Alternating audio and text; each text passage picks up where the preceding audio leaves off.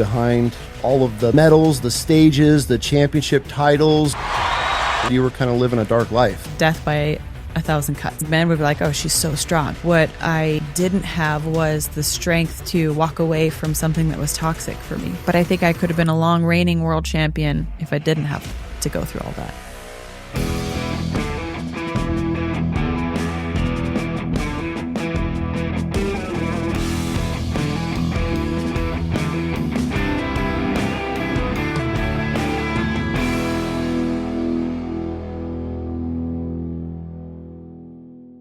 Miesha Tate, welcome to the show. I'm really excited to have this conversation for a lot of reasons. One, you're former Bantamweight UFC champion. You were one of the leading women that helped pioneer fighting in the MMA, and it just brought it to the map across the world. So that's got to be a really cool thing to be able to look back on, knowing that you were the tip of the spear on putting women on the map as far as combat sports and just showing what the capabilities were. And some of the bloodiest fights I have ever witnessed in my life have been women's fights.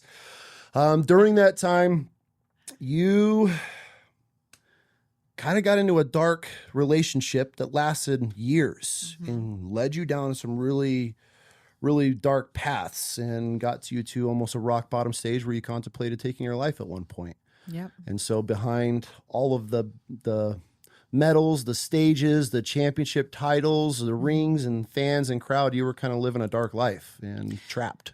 Yeah, absolutely. I think that is one of the misconceptions, at least with my story. But I think this happens a lot with female athletes, because you look at them and they look like the pillar of strength. Absolutely. Physically, we're strong women, we're capable women, we're leading a career. And for me, in my situation, leading a career in a male-dominated sport.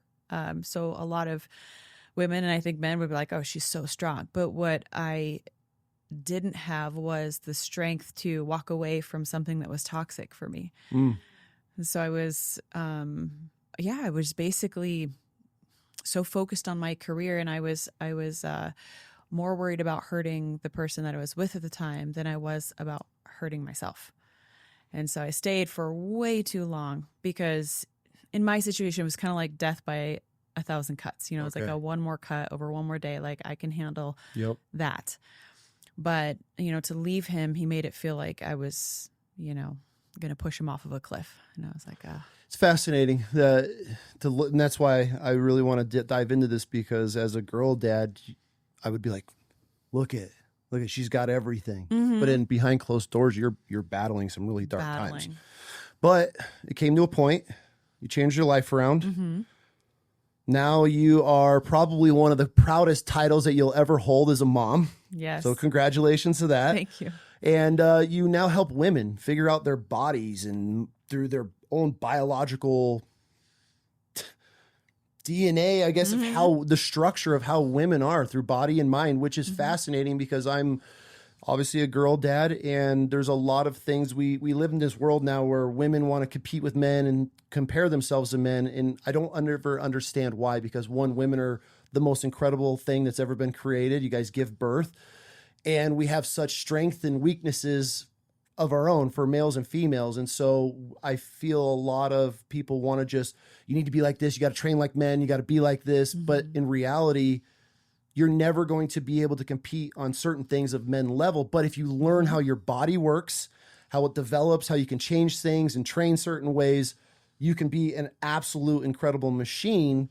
And based off of how women and their, God, what is the word I'm looking for? You're just biological structure. Yes. So we got a lot to cover. Yeah, we do. Okay, so before we get started, we're going to send you home with a fresh loaf So excited. of sourdough, because I know you're a sourdough girl. Just for that. We got you. Every few weeks, we change out some pretty cool flavors. We're about to drop the, what do we call it? We do a honey, bourbon, peach. Oh, the Southern Belle. That's what we call it. So we do a roasted pecan. We make our own homemade roasted pecans, and then we get the local peaches from the Gem Orchard, and we do a whiskey bourbon one. So that one's going to be dropping soon. It was one of last year's favorite seasonal loaves, so we're going to bring that one back. So we're going to make sure we send you home with a fresh loaf today.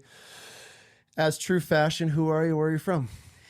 I am from Tacoma, Washington, and who am I is always such a loaded question. I feel like that is something that's a work in progress. I'm a work in progress, to be honest. Yeah, I don't feel like I totally know, but the things that I do know, the things that are important to me, the roles that I play is I'm a God-fearing woman. Absolutely. So I have, I feel like what I have is a great relationship with God. I love that. Spirituality, and I'm a mother and a wife, and I think I am a strong person. Strength is something that I value, but not this kind of stubborn strength that I used to have. Now I have a flexible strength. Sometimes strength is not about bullying your way through something or forcing something or overriding something. Sometimes strength is about being, fragile in a moment, or really realizing it's okay to be vulnerable. Like, vulnerability is strength.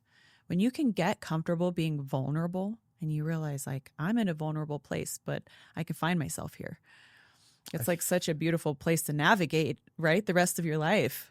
I feel like my wife and kids probably set up this conversation because that's something as a man that we're never taught.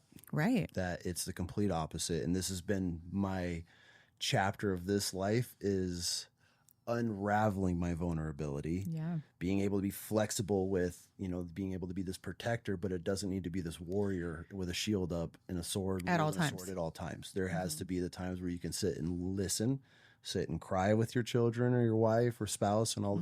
So yeah, I'm right 100% with you. And it changes everything, how you react, how you process, how you think of any situation, changes it all. Yeah. I think being able to navigate vulnerability and find yourself through it is, it's a pillar of strength. Absolutely. And once you get that, start to dial it, you just watch everything start to fall in line. Yeah. So I think that for me, growing up as a kid, my mom always liked to have good conversations with me, which I appreciate. When we would have arguments, I didn't realize it at the time, but we were engaging in Socratic debates and discussions. And I loved that because it was never a one-way street with my mom. It was never do as I say, sit down, be quiet, behave a certain way. And she used to get a lot of flack from people like, you let her talk back to you. And she's like, no, that's not talking back. That is, I'm giving her space to tell me how she feels about something.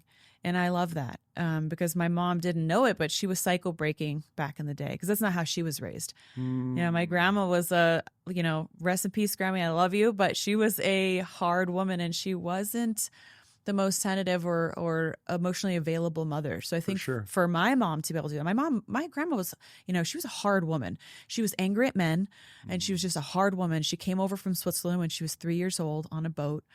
And she didn't speak English, and she went to Catholic school where the nuns would, crack with a finger, crack and just, basically beat the kids. And she didn't speak English, so she got punished a lot for not being able to follow along with the coursework and those things. So she was a bit of a hardened woman. Yeah, and calloused for sure. Calloused, yeah, and not very available, I think, in the ways that I believe that children need that parental attachment. So for my mom to come out as level-headed as she did, with all her imperfections, but to give me the right and the space to communicate my feelings in hard situations was one of the most valuable tools I think that my mom ever allowed for me. And she never let the rest of the world tell her that was wrong. And I think she enabled me to have the kind of critical thinking mind that I have, to be able to think for myself and say, well, I don't have to just shut up and listen to what the world is telling me that I need to do and conform to. And I think that was the precursor for how I got into wrestling. I was one of two girls. It was my best friend and I that joined the male wrestling team. Okay. And I remember going home and asking my mom, and she was like, well, I honestly am not sure that you're going to like this, but I'm not going to tell you that you can't do it. And I said, okay, great. And she's like, is this high school wrestling? This is high school. Okay. Yeah. What so grade? Late in the game. I was a freshman. Oh, okay. Yeah. So freshman year, never you wrestled just a day in my life. What made you want to just start wrestling?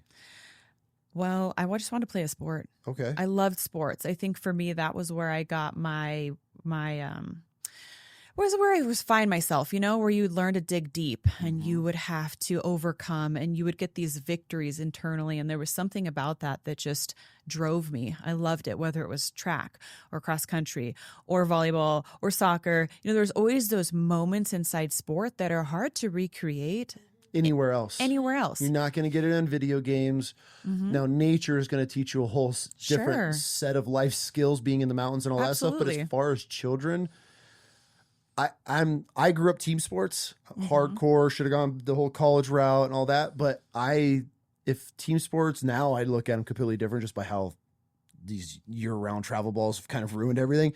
So combat sports for me is what I am a huge advocate of. And it doesn't need to be this crazy Muay Thai, kickboxing, knocking the shit out of each other, but wrestling, even jiu-jitsu, just to get these kids to learn how to move their bodies, use their strength. And you watch a new kid it's a life skill. Learn how to grab somebody, and you watch and then you realize my kid doesn't even know how to use their own strength. But that comes from those types of sports and everything that you learn inside of that atmosphere is so important for children. Right. And so I really loved sports. I really started to fall in love with sports in middle school. Okay. And then I went to high school and I did cross country in the fall season. And then winter came around and the only women's sport offered was basketball. And I think another important skill set is to just know what you are not good at. Or what you don't care to be good at. Like in all fairness, there are things I'm not good at that I care to be good at. Okay. Like wrestling. Okay. I was not good at wrestling. It was horrible. But basketball, I had no interest. It didn't do anything for me. I don't jump high. I don't have great eye-hand coordination. I don't shoot the ball well. I was like, this is not the sport for me. Yep. I don't want to be good at this. Yep. Which is perfectly fine. But right? We're gonna find this one. is why I don't agree with everyone gets a trophy. 100%. I don't agree with that because we rob children of the opportunity to realize what they're not good at. And that's important to know. False hope. In this image that everybody wins. If you tell a child that they are equally as skilled as every single other child in the room, that is a disservice. Because each child and each person has something that they are the 1% at, that they are great at. And they should know that. They should be able to distinguish that so that they can continue their life forward in the areas that they are passionate about and that they are excellent at. Absolutely. Some of the greatest lessons that my kids learned in the fighting world were tournaments that we came home completely empty-handed and had a 10-hour drive to sit and contemplate what went wrong over that tournament. And those were the lessons. Those were the ones that stuck. It's great to sit there on the podium and you got number 1, 2, or 3, whatever it may be. You're going to learn lessons. But when you show up and you think you're at a certain level and you get checked the whole entire tournament and you're sitting there going, oh my God, what's happening? That's when the learning occurs. Not from everybody gets a medal and you have this little false hope and cool, little Timmy gets a little cool I did just pictures. as good as everybody else. Like, no. But when you're driving when you're staring out the window for 10 hours, all the way home from Vegas or wherever we drove to, empty-handed, and you're just going through and replaying where you should have, moves and tactics and whatever happened. That's when I feel that my daughter's leveled up the most, was in those low moments, because it's like, hey, this is what makes or breaks the people that are going to come back or not. How do we recover from this? If you listen to Andrew Huberman, which I enjoy his educational podcast, and he talks about the importance of failure for learning. Like the failure is actually what cues the brain to pay attention to how to do it right. Yep. So if you did it right every single time, you would not be as good as if you did it wrong 50% of the time, because your brain every time will be like, oh, like it kind of jars you back into like, okay, that wasn't right. Yeah. So now I understand how to not do it right, but I also clearly understand how to do it right better. So those failures are so important. And for, more than just the science of the brain, but honestly learning how to navigate doing difficult things and not winning and wanting to be better and wanting to strive for better. I think if you get first place every time, or you get a trophy every time, you're kind of like, it just doesn't have the same value of like, that sucks. I lost and I want to do better. I want to win. I'm gonna be at practice. I'm gonna be the first one. I'm gonna be 10 minutes early. Like, that's how you get motivation and drive, is through failure. And all as a child, and all of those little lessons, like, that is why it is so important. When I talk to some parents and mentoring these guys, and I'm like, what are your kids into? They're like, oh, nothing. I'm like, oh man, fine. Well, they're not into that. Okay, cool. They're not into that, but find something they're into. Like, we started her out really early in jiu-jitsu. 2 classes in, she hated it. Not for me. Tried a bunch of other stuff, got out of the combat sports. Somehow we ended up finding our way back into it. Dude, 3 world titles now. All because you have to find that path. And I'm not saying you just let your kids quit after where we set standard. Hey, we're going to give this 2 months. We're going to dedicate this amount of time for it. After this time, let's have a conversation and Yeah. see if you progressed, how you don't like it, all the good, bad, the ugly. Yes. And if you truly hate it, cool. But we're going to find another one. And we excelled in it, and you never would have known without. Right. And I get some backlash on this because we forced our kids into a lot of things. Like, hey, you're going to try this. They get there. We did the cheerleading thing. That's your job as a parent. Absolutely. And it was like, but a lot of people don't agree with that. They're like, you should let your kids pick. Well, if you let your kids pick, they're probably never going to pick anything. Well, they don't have perspective on life. They don't even know what the sport is that you're talking to them about. So the difference is that you should let your child have a say. Absolutely. But to choose something that they don't even know what jujitsu is or truthfully what it is. Like some kids think wrestling is the WWE. They don't know. This is how my husband got into wrestling. He's like a pro, grew up with his dad as a pro wrestling fan, and he thought it was pro wrestling. And then he ended up, going and getting a scholarship at BSU, but he started at like 8 years old, and he didn't know what it was, but he found his work ethic through it, and I think it changed his life. He first in his family to graduate from college. Good for him. Yeah, with the wrestling scholarship, and then fighting, and and then we met obviously through the sport. So I mean, there's so many amazing things I think that can come from sport. And I will say is that I believe that as a parent, you should not let your kid quit on a bad day. Nope. You let them quit on a good day. And that's with having the say. And that doesn't mean like, we set the standards too. So my daughter, for example, she doesn't love jujitsu. She's a very strong girl, physically strong. So I've been thinking, we're going to get her into lifting. Like we're going to get her into like powerlifting. I'm not saying I have goals or aspirations for her to like be super competitive at a young age with powerlifting, but she likes to lift her friends. She loves to lift weights. And I'm like, okay, you know what? We tried jujitsu. She got her first belt. She'd have a lot of days where she would cry. She's just developmentally a little bit like she's not quick on her feet. She's likely to kind of like roll over her fingers and like do little things, just get hurt. And she's not mean. She's like the sweetest child. So she is a lover. But we were like, okay, if you get to your second stripe and you still don't like it, you can stop. So like on the day that she gets her stripe, which is like a great feeling, right? And she's like, I'm done. I'm done. And I was like, great. Like we really gave this a good try. You had some tears, you had some good moments, you got your second stripe, and amazing. Now my son, on the other hand, is like, he's thriving. He loves it. And he's just developing so quickly. And I'm like, okay, well then, some days are hard, of course, but we just keep showing up. And he didn't like it at first either. Neither one of them really liked it at first. But most people don't. Everyone has a first day. For sure. I had a first day. For sure. I got my ass kicked. And that's what a first day usually consists of. So everybody has to start with, being the bottom, being the nail, so to speak. What's interesting about you having your kids quit on a good day is I saw this stat a while back, and it was like 60 to 70% of kids quit on the way home from a bad practice. Yeah. And their in the car. Mm-hmm. That's where most kids quit. In the car, backseat, on the way home from a shitty practice or a match. And that's when kids break. It's at their lowest. I'm over it. The parents, I feel, are so invested nowadays in these team sports because the cost of everything. So that adds this whole other pressure. Then they see their kids struggling, and then it all comes like a head. And there's once that kid throws the flag in, the parents are just so easy because they're frustrated too. Instead of, no, hey, this is what it feels like to lose. This is what it feels like to be last. And it's okay to be upset. And it's 100% please okay. Please don't tell your kids this. Like, don't be upset. It's okay you lost. Like, no, it's okay. It's okay that they're upset. It mattered to them. It means something. That's good. Like, I wouldn't want my kid to lose a match and just walk off and be like, meh, because then it means there's no passion behind it. But if your kid is at that point where they hate it, I don't want to do this, they care, right? At least that's how I look at it. They truly care, but it's just that emotions at the time.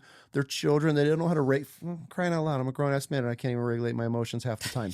So like, let's call a spade a spade. The struggle is real. And we need some 10-year-old kid in the back that just lost. Like, they know. So that's where I feel so bad for a lot of these people because they just give in at that quick knee-jerk reaction. Like, we'll find something else. See their kid suffering and struggling, and it's a lot of times it's as a parent's reaction is like, oh, my job is to protect my child, and we've gotten in this mindset that avoidance works. Like, we can avoid hard things and therefore they don't have to struggle, and like, why would we want our kids to struggle? But we need them to struggle.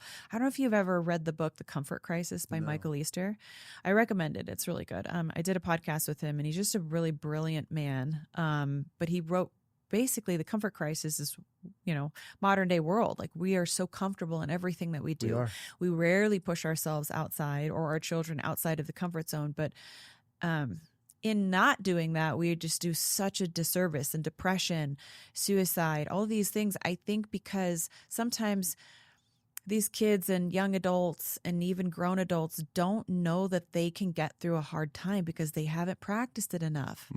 So when you hit a really low point, it's okay to be upset and sad. That is okay for your child to be bummed out and frustrated. What's not okay in that moment is to give up on yourself. Facts. Right. So what's crazy, you saying that we put a lot of pressure on our girls in the early, when we discovered medals to the sport, all of us at the simultaneous, 4 of us in this family all saw the first medal, and we were just like, this is real. It was this giant 3-pound, some of those medals are bad. And so it was like bedazzled. I think it was a Vegas one, and we were hooked. But all traveling, competing, doing all of that stuff, that was like when we put the pressure on, because we'd always give our kids the goals. Hey, what are our goals this year? We want to do this. If you tell me we're going to do this, we're committed, right? You want to chase national title championship? We're going after it. But the pressure that we would put on our kids by, hey, this is the ring, you're going to level up. Hey, you're a brown belt, but you're going to fight black belts because no other color belts showed up.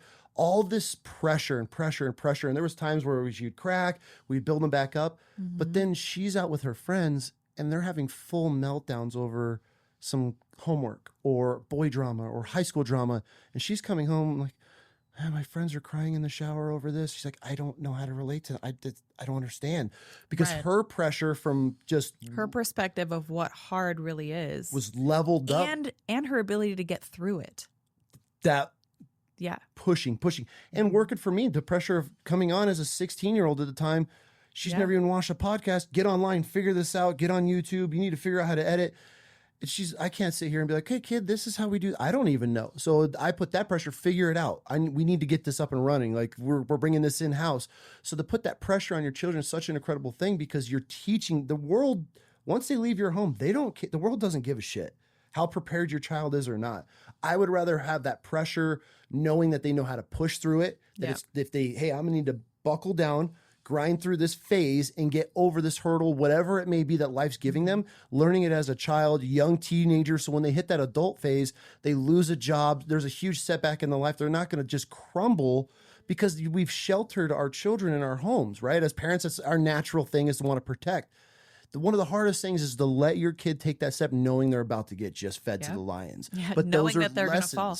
They're going to fall. But guess what? As long as you're there to pick your child up, hey, when you dust them off, listen.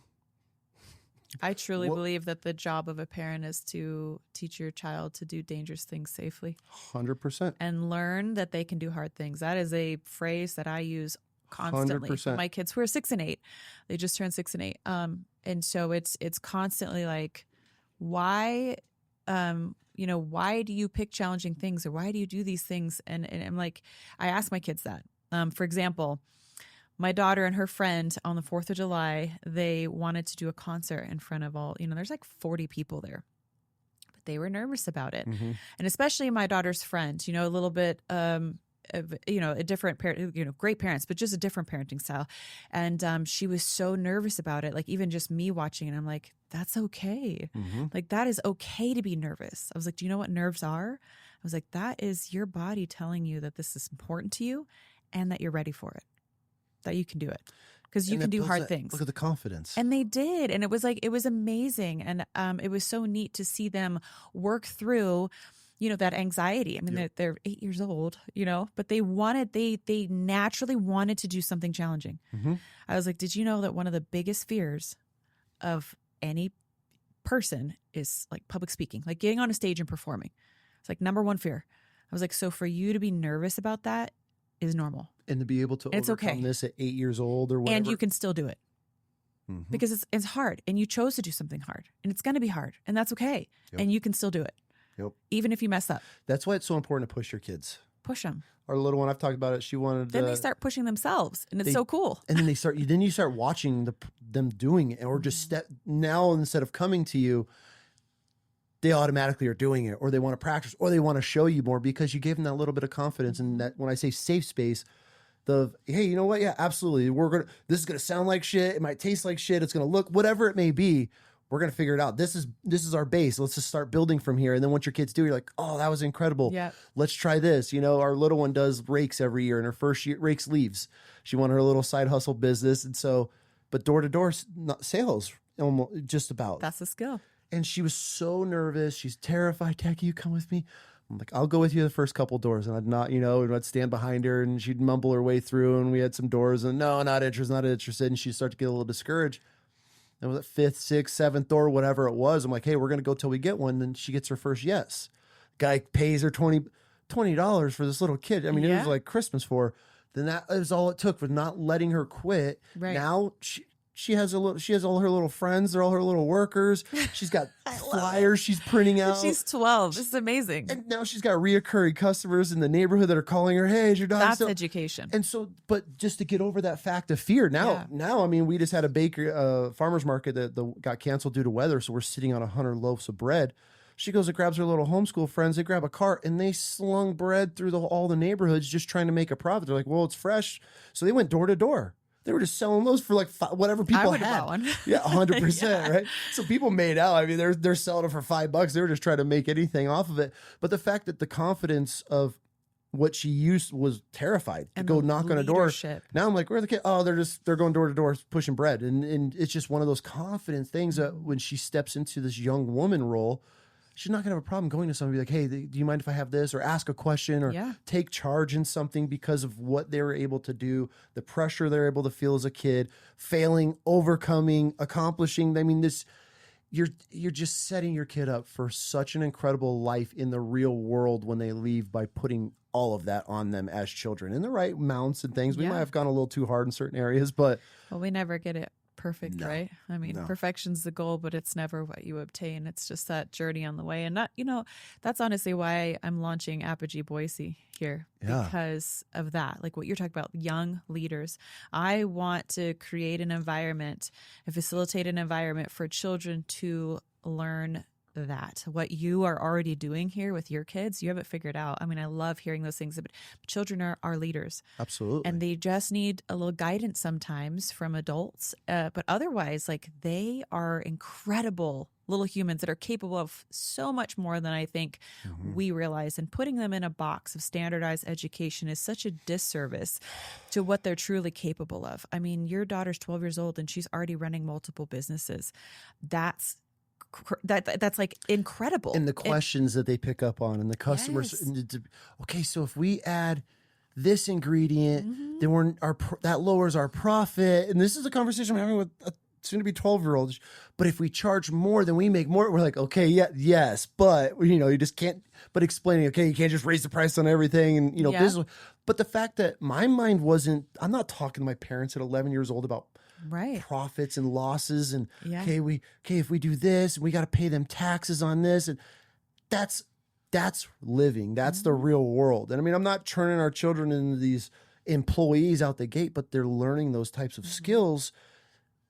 Meanwhile, you got Timmy sitting in a classroom that has to raise his hand to go use the restroom, and you fed him sugar all morning and he's cracked out. Now the teachers think he's got ADHD and all the other problems because his little boy can't express himself because he's developing, sitting in a chair all day, built around almost identical to our prison systems.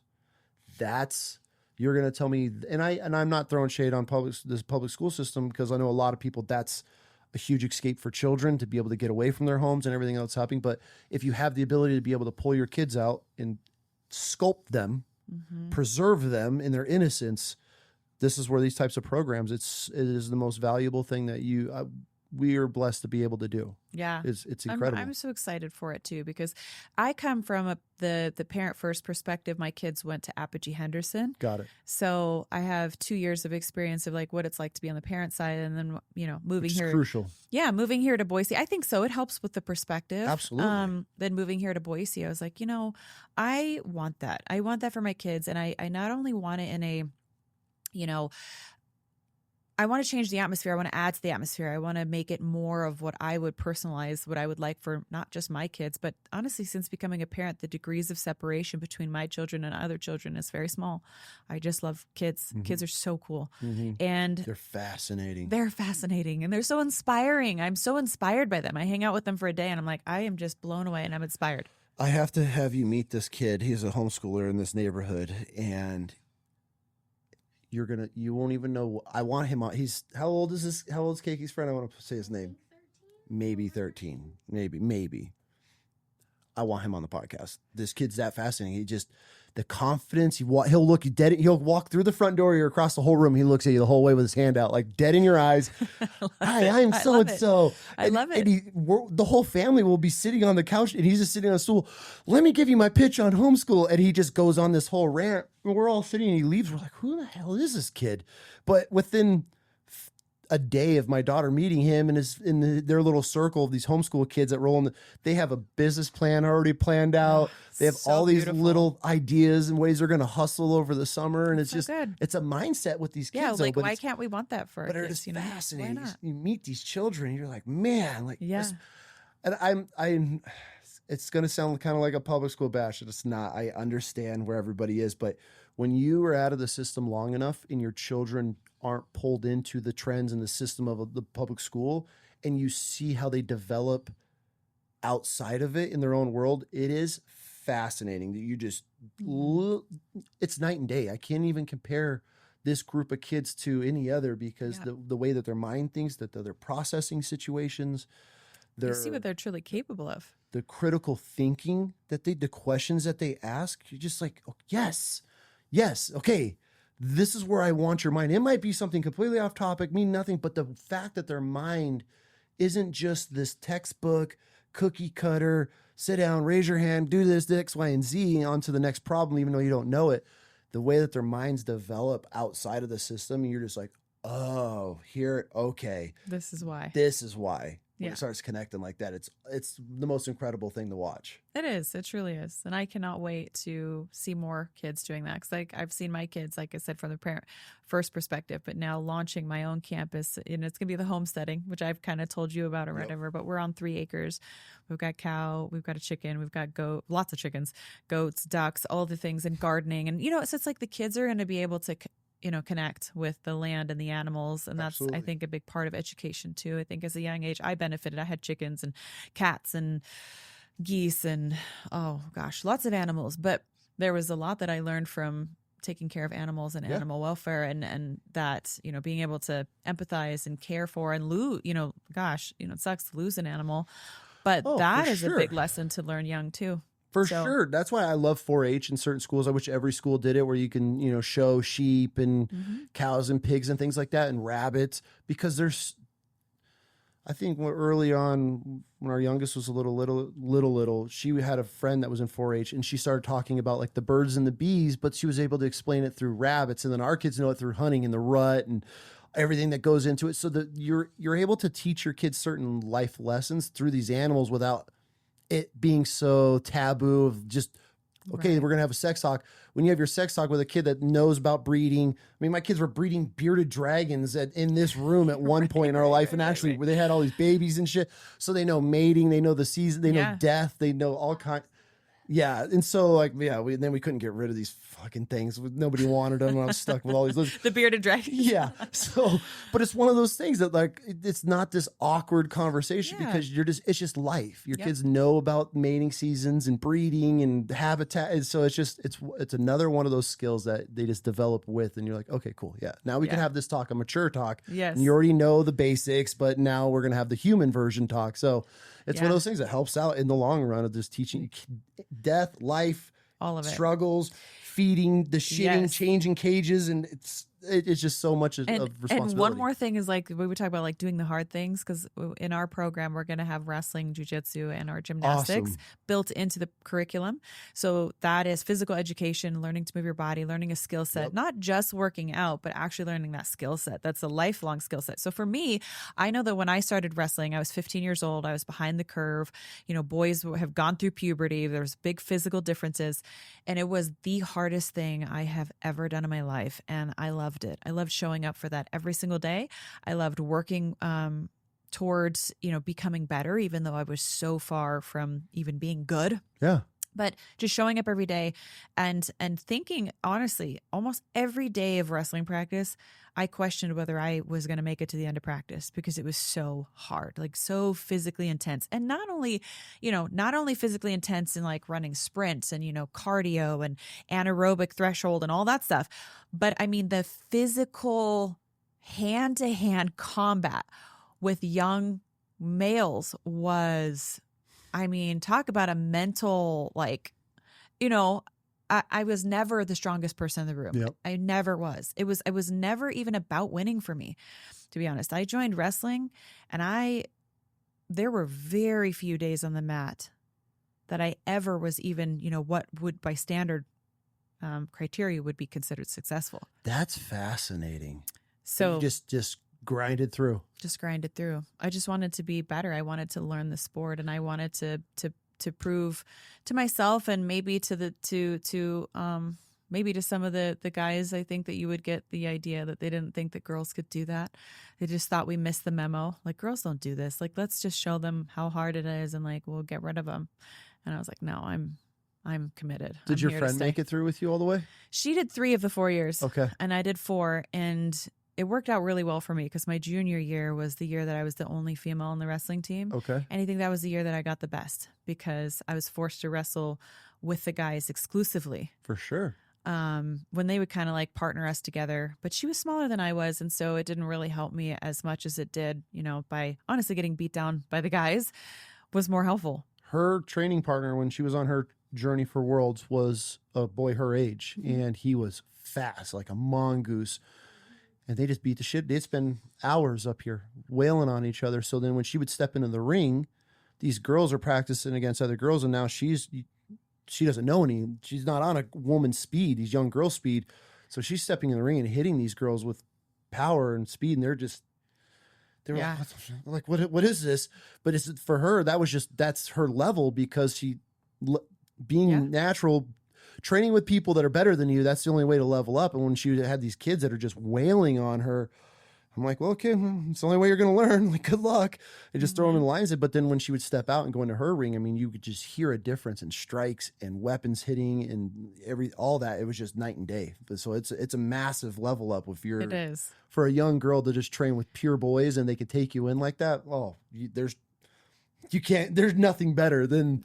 Agreed. Because when you're getting into the ring with these young girls and they grab you, you're like, oh, this is nothing compared to this kid that's literally trying to rip my head off for the last 3 months in practice. Yes. And in Washington State, my junior year was the first year that they implemented a sort of a women's state tournament. Oh, okay. And it wasn't truly state because obviously there were so many men and boys, so they have to go through regionals and, districts and, they have to qualify for state. But for us girls, and especially me, because I was never like a super tiny girl, I remember still to this day, my very first weigh-in checking my weight as a wrestler. As a freshman, I was 130.6. So I was never tiny. Like the smaller boys, some of them have like the 103 pounders or 106 pounders. Like they haven't gone through puberty yet. So like if you can be a smaller girl, like then sometimes it's a little bit more fair. But like when you're getting to, 130 and up, or even 125, honestly, and up, most of the boys are mature at that point. Yeah. And also older, right? Because like if you're a 105 pounder, you're likely a freshman. There's not many seniors who are still 105 pounds because you're growing. And it's one of those things, especially in the competitive world where the weight is such a huge thing, you notice such a drastic difference in age groups. There's certain age groups where girls will spike, and go through these big growth spurts. And then there's like groups where an age difference in a year in the boys is just massive. I'm talking 20, 30 pounds and 8 inches. And these guys, you'll just start seeing those puberty spikes. So depending on where you fell into those phases, you could be going against some monsters. Pretty significantly larger human beings. Yeah, for sure. We were size, we always weighed the same technically, but the body composition and the biology was completely different. So I remember I wrestled 130 my freshman year, 135 my sophomore year, 140 my junior year, and 145/152 my senior year. So, so I'll explain that in a second. But so I basically every year I would go up 5 pounds, and by my senior year I was 145. But we would weigh in, and there was only 2 145ers on the team, and there was the team captain was the varsity 145er, and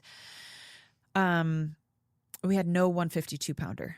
So him and I would both weigh in at 145, and then they would decide depending on the matchup, which I still think was, he was the only chance of like winning points. Okay. So I wasn't going to win points, especially on varsity. Come on. I've been wrestling for 4 years and I'm going against these, massive athletic young men. Yep. So I think they would pick the match that would be most likely for him to win and score points for the team because I was already a loss. So sometimes I would weigh in at 145 and bump up to 152 and be wrestling 152-pound varsity males.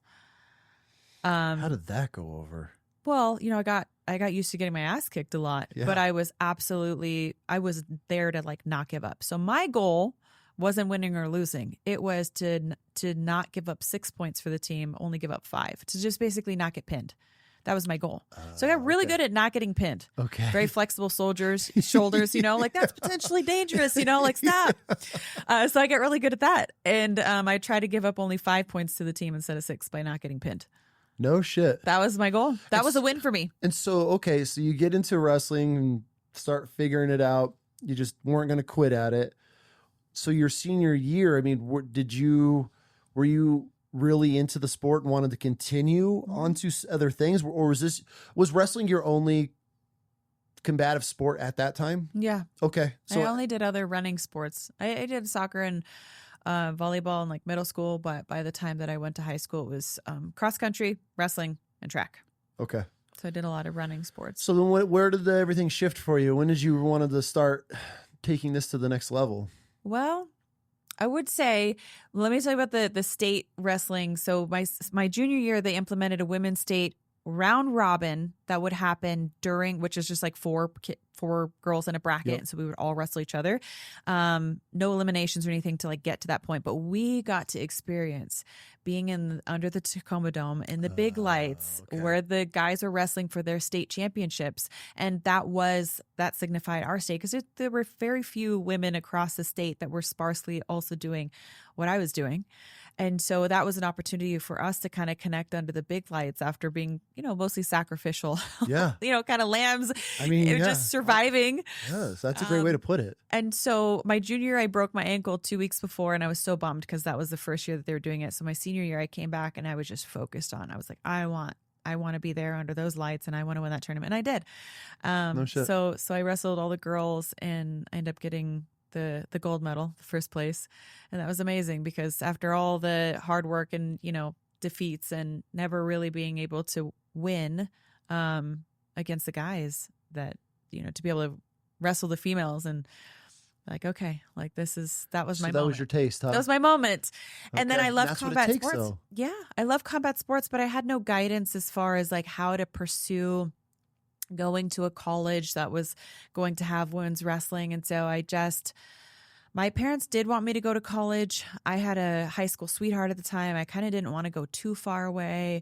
It was, lack perspective again in life. Mm-hmm. And so I went to Central Washington University, which was just a couple hours away, so I could drive home on the weekends. And they had just cut their men's wrestling program, I think the year before I got there. Okay. So the wrestlers that didn't transfer out to other schools ended up making this club sport of mixed martial arts. So it was on like Tuesdays and Thursdays, 2 days a week. And my friend Rosalia, who's in my dorm, she was like a karate girl. And she was like, you got to come and check out this mixed martial arts club sport. And mind you, I didn't know what mixed martial arts was. And I think I vaguely knew of what the UFC was, just kind of like in passing, but I wasn't a fan. And she said, you've got to come and check it out. But she's like wearing this karate suit. And I was like, I was like, like, I know wrestling in a singlet's weird, but I'm very uncomfortable with what you're like what you got going on over here. So I've been indoctrinated into a whole different world. Yes. I'm not ready for this one. Yeah. And so I was like, whoa, you know, like, and I was like, I'm not trying to like, you know, do that. So not, and I'm just making fun. Obviously, I think all martial arts is great, but there are some that are more artsy and some that are more effective. For sure. Karate is great for, I think, teaching kids discipline, but it's not, I don't believe that it's an effective, true fighting style. Like if you're in a street fight, that's not useful. Have you seen those, there's videos, we die because they're Taekwondo videos, but it's a girl, like when someone tries to grab me in public and then she goes like into her form and starts doing this. Right. I'm like, it's like, that's not really going to work. I mean, you're going to learn skills, but I get what you're saying. There's discipline. You can learn 100%. Discipline and stuff, but like, let's not think that these kids or, you know, people doing this, so that is really going to translate to someone who's violent in the streets. For sure. Okay. Yeah. So, so she's doing that. And I was like, I don't know. So I didn't go with her the first day, and she came back and she's like, you got to come. So she was persistent about it. And I was kind of like, I don't know. She's like, they're all former wrestlers. And I was like, oh, okay. Okay, I'm listening. All right. Yeah. Now you got my attention. Yep. So I went with her the next day. And on my very first day, I learned how to choke people. And I was hooked. Really? I was like, this is great. I was like, you mean that I can take the wrestling that I normally do, but I can like bend people's arms the wrong way. And like, I can add on to this. I was like, tell me more about jujitsu. I want to learn more than a rear naked choke, you know? And no shit. So a random girl in a karate uniform that invited you to a mixed martial arts class at college is I'm what still in started. contact with her today, Rosalia. No shit. Yeah, like she was my dorm mate, so she was my neighbor, my dorm at college. And so she's the girl. It's like, I know her. I got her into this. Yes, from she the other recruited side. me. I would not be doing this if it wasn't for her. That's Absolutely. all it takes. Yeah. And then my friend Sharon too, the one in high school, it was her idea to go out for wrestling. It wasn't mine. So none of this was my idea. Which is hilarious because we look at you and what you've accomplished and who you stepping into the ring against Ronda Rousey and all these other rivals and badass women. And you would automatically think like, oh man, she was groomed into or raised or had a family or big older brothers. None of that. None. That is fascinating. I had very little family support. My dad hated the fact that I wrestled. I don't think he really ever went to like, maybe he went to like one match or whatnot. Like it was not something he supported. And my mom would try to go, but she worked a lot, but both my parents worked a lot. So I was used to like not really having their presence, at least. My mom was always supportive, but she was maxed. You know, we grew up definitely not well off. Like we struggled. For sure. So the first part of my life, so my dad, who I'm talking about, I met him when I was like 3. Okay. So the first few years of my life, it was just my mom and I, and we were in a house that my parents actually still live in now, which is pretty cool. It's like never have moved in my life. It's a beautiful property. It's on 5 acres, but the house at that time was very dilapidated. Okay. Probably would have been condemnable. And my mom was a single mom, broke, and my dad was a Green Beret. So pretty cool, but he was in the military, and at that time the military just didn't pay nothing. He was enlisted. So I mean, it was like, I don't know. It was nothing. They provided the barracks and food, and they paid them like nothing. Yep. So that's why after he got out of the military afterwards because of us, and like he wanted to get a job. And your hair. Thank you. Gotcha. Is it crazy? Girl dad. I appreciate you. Good. Good job. You've trained him well. 100% that one. She's like, you did me dirty, Dad. You let my hair. I'm like, I'm sorry. So, I got trauma. That's a trauma response. Trauma response. When I see women with their hair, there are good trauma responses, and that was a good one. I didn't mean to interrupt, but No, you're good. So he got out of the military to start taking care of us, find a good paying job. But okay, so at the time when I was really little, I remember my mom and I being back in one room. So the power was shut off to the entire house, and the upstairs, the roof was leaking. So when it would rain, like the water would come in upstairs. So that's why we were in the downstairs room, which is now our study. But we had a bed back there at the time. I don't remember if it was an air mattress. It was a bed. I ate like Lucky Charms every morning for cereal. Like that's what I had. Like we lived off of cereal and top ramen for, quite some time. And I remember she had a friend of hers. His name was Virgil, and he worked for the power company, and he took pity on her one winter when it was cold. It was really cold. And so he came and flipped the power switch on and was like, you have to keep it under a certain like meter. Like it's got to stay real low and the power company won't notice that it's on. It's like, don't be turning lights on in the house, nothing. Like, so we had one electric heater in that room just to keep that room warm enough. And there was snow outside. And I remember leaving that room at one point and going to the toilet and the water being frozen over. And I still remember that very distinctly as a young girl. And is your dad living with you guys? Not yet. Is this your biological? No, my biological father was not in the picture at the time. Okay. I didn't know about him until I was 5. So this was prior to him. Okay. So we have a relationship now too. Your biological? My biological father. He's not the Green Beret. Correct. Okay. Yep. He was a musician actually. Really? Yeah. He who did he open for? He would die if I probably didn't remember. But like some big, he was a rock okay guy. So incredible. Can just rip on an electric guitar and he's just so musically inclined, really, really talented. When did you guys connect? I think I was 10 or 11 maybe when we met the first time. Okay. Yeah. And then from that point, was he in your life or was he in and out? How did that go? It wasn't like we saw each other very often, but he always would like send a gift and maybe like, I think again, I went over to his house when I was like 15. I think. So maybe like right around the time I had started wrestling. And then we started developing a little bit more of a relationship. And now we have a good relationship, Awesome. So what about your stepdad? I mean, I don't know if he raised you or not. I hate using step terms. I know, yeah. When people it's a term for people to understand, but I call him my dad. Yeah. 100%. He's my dad. He 100%. Provided for me. He raised me. So when I say dad, I'll be referring to him. Okay. And so I was about 3. He got out of the military, got a job. Then things started to get better because we were able to like fix up the house. But, hardworking, blue collar mom and dad who didn't have money for my wrestling shoes. It was, my mom would go without new shoes, like literally wholesale shoes. I remember she would get her shoes at Payless. She would get those cute, flat, like cotton, like really inexpensive shoes. They're probably like $3 at the time. And she would just wear those things until the wheels fell off. But we would always have like new shoes to go to school in. Like she did, good for her. Like she sacrificed. And so did my dad, but in different ways, different ways. And so when I went out for wrestling, I remember like the first half of it, I don't know. It was probably until like the first tournament, or the first match, I finally got wrestling shoes. So I didn't have wrestling shoes for a while because it was an expense, Absolutely. And yeah, so that was a little bit of my childhood, was my parents just working so hard. And I think my dad and I started to butt heads as I became more like a teenager. Now, my dad was raised from a very strict household. I would say an emotionally disconnected mother, an overbearing father. He was the only boy, so we had 2 girls, and he was the middle kid. And the boy just raised different. That was where that was where the dad's frustrations or anything would go wrong, or if he was double standard. I'm not saying that the sisters didn't have it tough too. They did, but when it came to like the physical aspect of it, it was different for my dad. I remember a story of my grandpa, we called him Opie, was 6'7", just a booming, massive man with a bellowing voice. I mean, he could just rattle the walls with the yell. Like, he was very scary.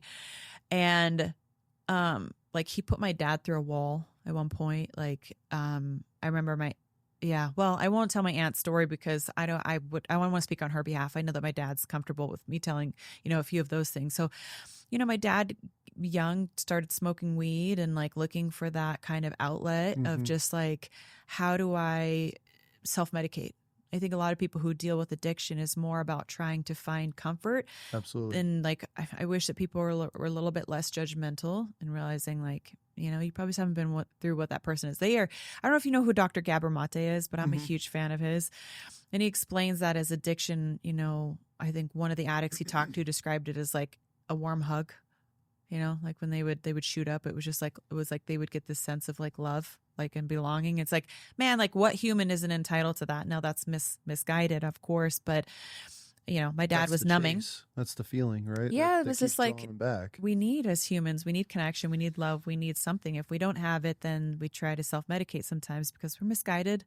And so I think my dad tried to do the same thing with weed, and he kind of, I don't know, he got a little bit he wasn't a bad kid, but he got little misguided, and then he ended up enlisting in the military, and that totally changed things around for him, right? Yeah, so it added that structure and purpose, and then he met my mom, and he was young. So my dad he's like 2.5 or 3 years younger than my mom. Okay.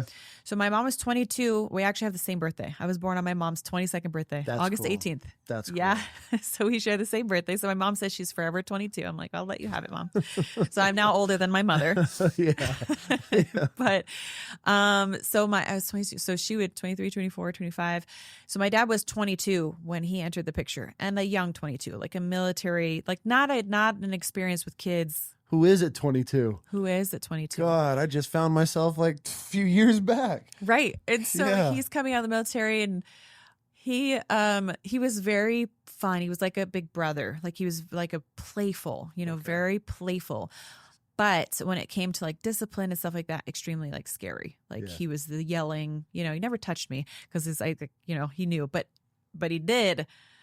He was hard on my brother. How many siblings do you have? So in that family dynamic with my dad who raised me, there was myself, well, not by blood, and then my brother was 7 years younger than me, and my sister was 7 years younger than that. Okay. Or 7.5. Damn.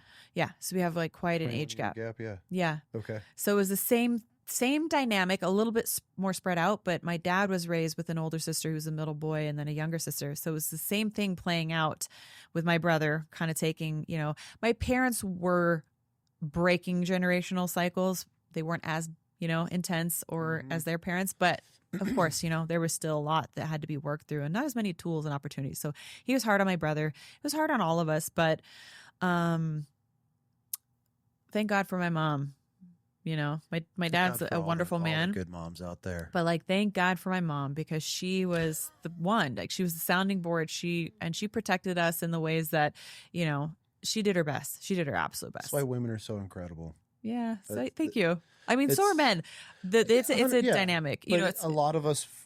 I'm speaking for a military guy, law enforcement guys. And I've had men on where we talk about we're raised in these worlds of just violence and death and adapt and overcome, and it's just peak, and then we get thrown in these worlds of families at young ages where you become fathers, and it's so hard for a lot of us to be able to process just all become of that. emotionally available all of a sudden. And that's why I give so much credit to wives, because mine is just like, fucking no, we're done with this. Like, they're not Marines, we're breaking these chains. Like, we're not going to pass this generational shit on. And if it wasn't for the good ones to be able to breed that into us, like, we would just be our dads.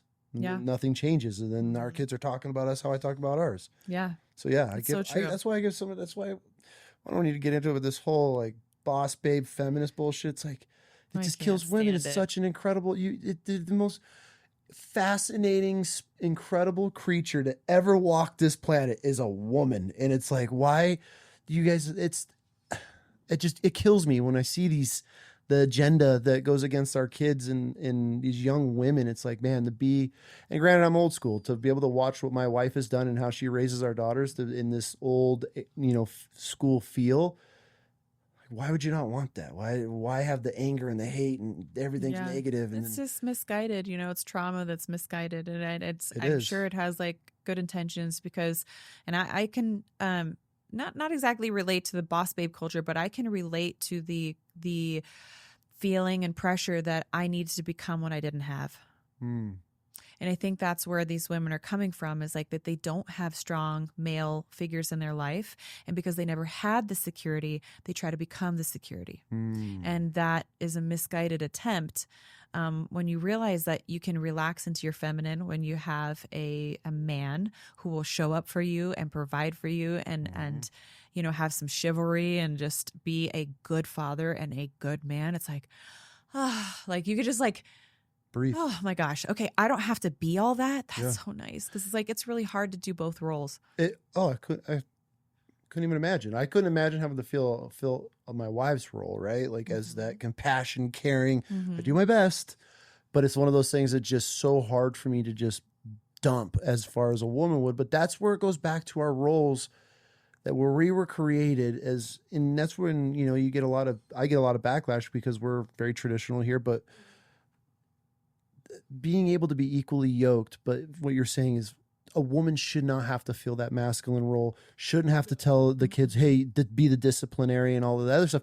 That's where it comes into the man and the feeding off of each other. And this is why when you start dividing the families and these women have to step into these roles and their husbands aren't, it's not natural. And they're angry about it. They're very angry, and the animosity starts to build, and this resentment over years of you having to discipline your kids as the wife, you having to go out and chase things or have the initiative or ambition to go and pursue things.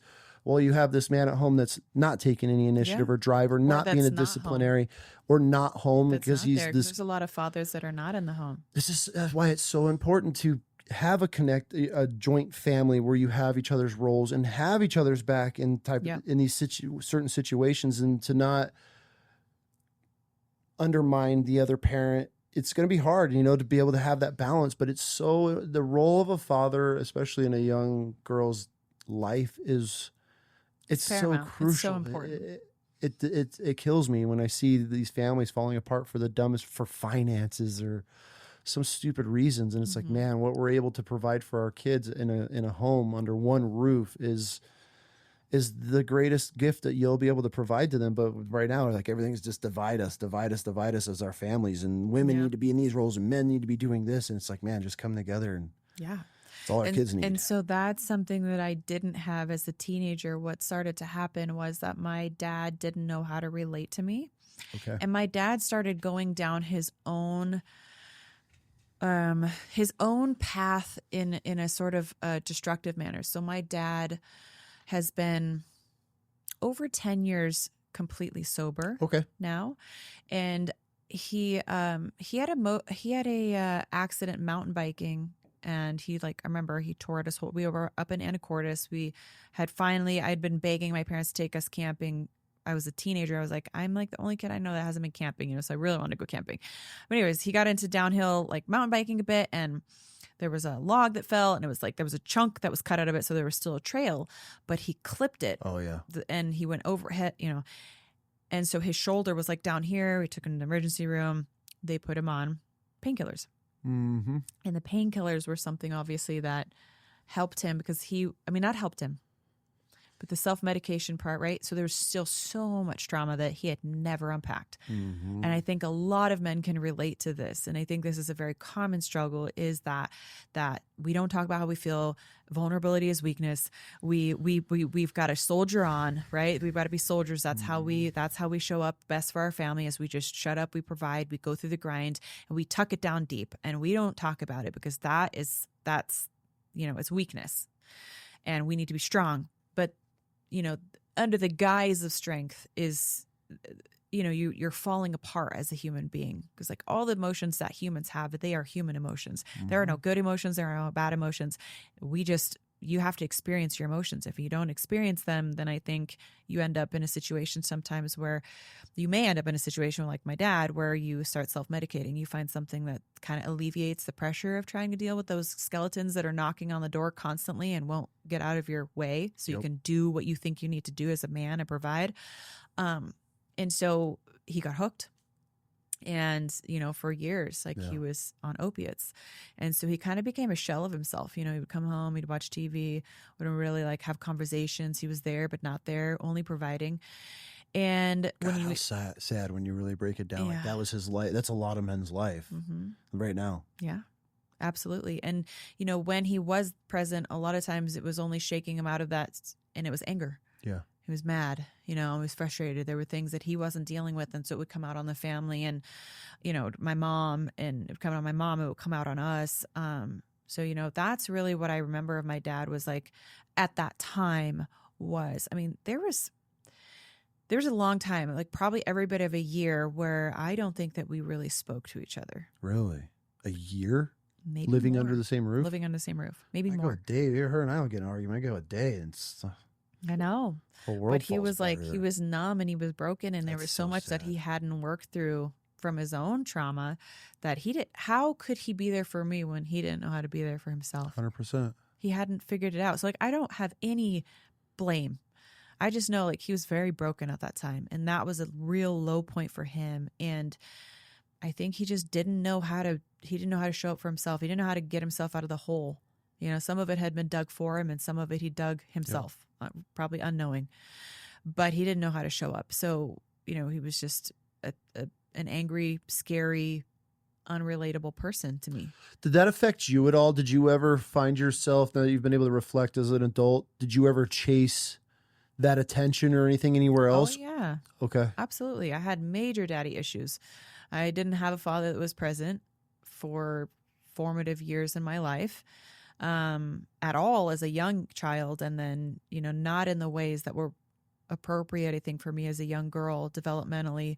No, I loved my dad, but when I became a teenager, again, we just were from different planets. And so he just wasn't available to any of us, but you know, we were angry at each other. We didn't understand each other. He wouldn't listen to me. Like how my mom would listen to me, he would not listen to me. It was very much like, I tell you what to do, how to show up, and you listen. If you don't listen, you are a disobedient child. And I just did not relate to that because I was used to my mom, and like she would always at least give me some let's talk about this. Let's hear each other's side. My dad was militant. He was like, no, you are a bad child. You are a bad kid. Black and that's or how I white. felt. Yeah, very black or white. There was no gray. No gray. No. And so, yeah, we would pass each other in the hallway. And I remember like one time you walk towards each other and we just pass each other like this. And we would like just turn sideways, just squeeze by each other, like not even look each other in the eye, like awkward moment, you know, of just like having to be in like such a tight space with each other. Yeah. So it was tough. So I think when I went out for wrestling and I was trying to become what I didn't have. I think that's why, honestly, I was so drawn to it, was because like this was a masculine thing, and I didn't have that in my life. And so it was like, well, I wanted to protect my mom too, because their relationship was not good. Okay. Was he abusive then in the earlier ages? Verbally. Okay. Yeah. He never touched, you know, my mom or myself, but punch holes in the walls. Oh yeah. Rip a door off a frame. Oh yeah. Scary. Oh yeah, where you might as well have like, I mean, it was so scary that it was almost the same as feeling like you were gonna, because you didn't know if you were, although it never happened. But like, you know, it was so scary. You know, thrash my room. You know, like if I did something, you know, and I was a good kid. Like I didn't like, especially as like through high school and stuff. You know, I played sports. I worked. You never like backlashed or, you know, rebelled and. I mean, not in ways that I know kids do now. I was pretty innocent. Well, that's why I was asking. I was pretty good at two shoes. Like I've always kind of been a rule follower. Okay. And I think because I had foundational love from my mom, I wasn't too far off the deep end. Like I always had someone I could talk to. For sure. I always had someone that could be there for me. So I felt at a loss in part of my life, but I also felt very grounded and safe in other parts. And what I will say, I want to give my dad credit in this department. I remember there's only a story I've shared one time. So this is something I'm recently like talking about. But I used to stay with my grandmother a lot, my mom worked and my dad worked. And there was this old friend of hers that his name was Walter, who was a child molester. And she knew this, but my grandma was, I can't understand it, but she was a bit demented. I don't know why she would have this person around. She was not supposed to. This is your grandmother? My grandmother. Okay. So I was sitting at in my grandmother's house, and he was not supposed to be there because my mom grew up with this man readily available, like all the time in her life. Okay. So I think you could put two and two together. So my grandmother, I know better. I won't have him over, blah, blah, blah. Well, she had him over, and I was sitting in the way that my grandmother's house is. It's kind of like you walk in the front door and there's this long room. So the couch is up against this wall, front door's here, TV's here. And over in this corner, he was sitting in the chair. And so the doorway to get into the kitchen where my grandmother was. You have to pass him? Yeah, you have to pass him. And I don't know, my grandma was either on the phone or something like that. And I was watching TV and he kept trying to talk to me. It was like the hair on the back of my neck went up. Like I was 5, maybe 5.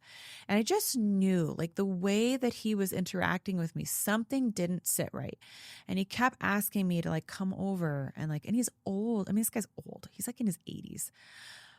So he was just weirding me out. And I just wanted to watch my cartoon. And he kept asking like, come and sit on my lap. Like, come over, like, come sit on my lap. And I was like, no. I was like, I don't know you, and I don't want to do that.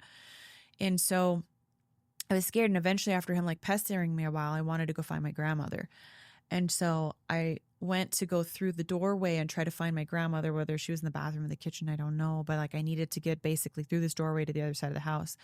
And so as I tried to like, I was like squeezing by on one side of the wall, and like he grabbed my hand. And luckily it was like an old man. I yanked my hand out, and I was just like, I was so scared at that moment. And I found my grandmother, and I don't really recall what happened there, but I know that when I went home, I told my mom, and she told my dad, and my dad scooped me up in our little red Suzuki Swift. Okay. Okay. I'm picturing this. Picture this, okay? Because I was home now. And he swooped me up, put me in the car, and he drove down there. And he almost buried that man. Like, really? He didn't put his hands on him, but like he had me in his arm. And I remember being over his chest, and he was like a military drill sergeant. I mean, he was, if you ever and there's spit flying out of his mouth. If you ever fucking touch her, I swear to God, I will fucking murder you. I will put you 6 feet in the ground. You better never fucking be here again. I never see your face. Like, and he just gave me that salvation in that moment. Like, he showed up for me in a major way that I knew that I should never have to accept someone making me feel that way. And so he really showed up for me. What an important moment. Mm-hmm. That just shows you how crucial a father that can take charge, lead his family, and how it trickles through everybody in the house. Yeah. He knew how to show up in that moment and protect me. Good. So, for all the shortcomings, there was a foundational love and trust that I think we were able to build on later when he kind of like found himself a little bit. For sure. When did he find himself, and how did he? So he's been, 10 or 12. So I think that he knew for a while like this was becoming a problem, but it went on for a really long time. And I would say it was in my 20s that he had some like coming off of the opiates and then relapsing. And luckily my dad he knows how to do hard shit kind of man. I mean, he really is a man's man. I'm talking like hunting, building stuff. Like, he just knows how to do hard things, but emotionally checked out. Yeah. And unequipped, like zero idea how to do that. Mm-hmm. So I think through having his kids and through my mom, eventually we were able to like create, but he had to be willing, but create some safe spaces for conversation, and I remember there was still a lot of like uphill for a long time. A lot. It's got a lot of years to catch up on that, for sure. A lot of years. But it's a start. I feel a lot of guys that I talk to, it's too late. Yeah. It's too late, man. My kids are already teenagers. My kids are grown. And it's like, dude, start now. Yeah. Start the repair. Okay, cool. You chalk it off as a loss for their young adult or young childhood lives that we screw up. But let's build this relationship now, and maybe you'll have a relationship with your grandkids. Yeah. Maybe you'll be 80 years old and you're fixing it then. Mm-hmm. Like, it kills me to see and hear so many men that are, I can relate to it. That's my biggest thing. My wife's just like, I don't know this, there's this empathy and the care and the love. Mm-hmm. It's just so hard for me at times. But it's just, I feel so many other guys and that were the same way, never had the advice or ever had the help or the ability to break chains until it's too late. And they feel it's too late. And I'm just like, bro, start now. Mm-hmm. Start. You're never too late. I don't care how old your children are grown. Just start mending it. And the children should never have to fix the problem with the parents. Mm-hmm. It's the parent. Even if the child is wrong, as the parent, it's our role to do whatever it takes to have that relationship. Okay, now granted, if they're doing some crazy off the wall stuff, I'm not saying you got to bend the knee and just accept it. But if it's their rules, their way that they want their kids raised, whatever it may be, figure out that common ground and swallow your pride, make it work. It's your children. What's it worth? Yeah. So it was maybe his late 30s that he started to figure that out. Okay. Because he was probably, maybe even in his 40s, to be honest, the timeline there. But he's in his early 60s now. Looks great. he works out and takes care of himself, and Good. I'm really proud of him because it's just such a difficult thing to come back from. It's one of the hardest addictions to overcome. Well, not only the really addiction proud of part, but Right. that generation, The healing part. which none of them know how to heal from the boomer generation. None of them know how to process anything. So many chains just linked to them. And then you get us, these millennials or whatever else we fall under. And it's so hard to be able to look and just be like, okay, we could just work on this, but they'll never. But the fact that he is and taking it and, started in his 40s or whatever, but then he's in his 60s now in making those changes. I mean, dude, he's already ahead of the majority of that generation as far as just accepting change and wanting to have a relationship for sure. Yeah. Absolutely. And so, we had over the years, like a lot of deep conversations that led to tears on both parts, which was great. I think it's good to kind of set down the armor for a little bit, and I think my dad's gotten more comfortable with that, and he's more of a healed person, Good. So that's great. And I guess back to the wrestling, I think at that time, though, I was trying to become what I didn't have in my life. I was trying to become the strength. What is that saying, that weak men create hard times. Hard men create. Yeah. And so I think because it was kind of like, not that my dad was weak at all, but he was unavailable. And so because it was hard. So then I tried to pull out what I would consider more of a masculine side of myself. I tried to lean on that myself because I saw him not showing up for my mom in the ways that she needed. She was working 2 jobs. My dad was providing, but again, it became a slippery slope once he became addicted because it's a very expensive addiction. Yep. So, my mom was doing all this and he was just not there. And I was like, I didn't have a conscious thought, but in hindsight, looking back, and I was like, I think I'm going to save my mom. Which is sad to think as a child, like that's your mindset. Yeah. I was like, I'm going to be strong. I don't need that. I don't need my dad. I don't need, I will figure it out. I will, become what I don't have, essentially.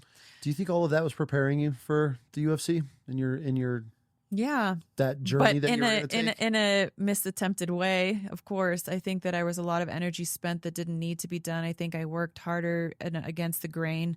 I think I had to have adversity and have things not right in my life because it was what was familiar, and that was like what I used as the driver, which I don't think is necessary. I think that will honestly peel away at you faster. It's like burning the candle at both ends. So it wasn't effect. I mean, I became a world champion because of all of that.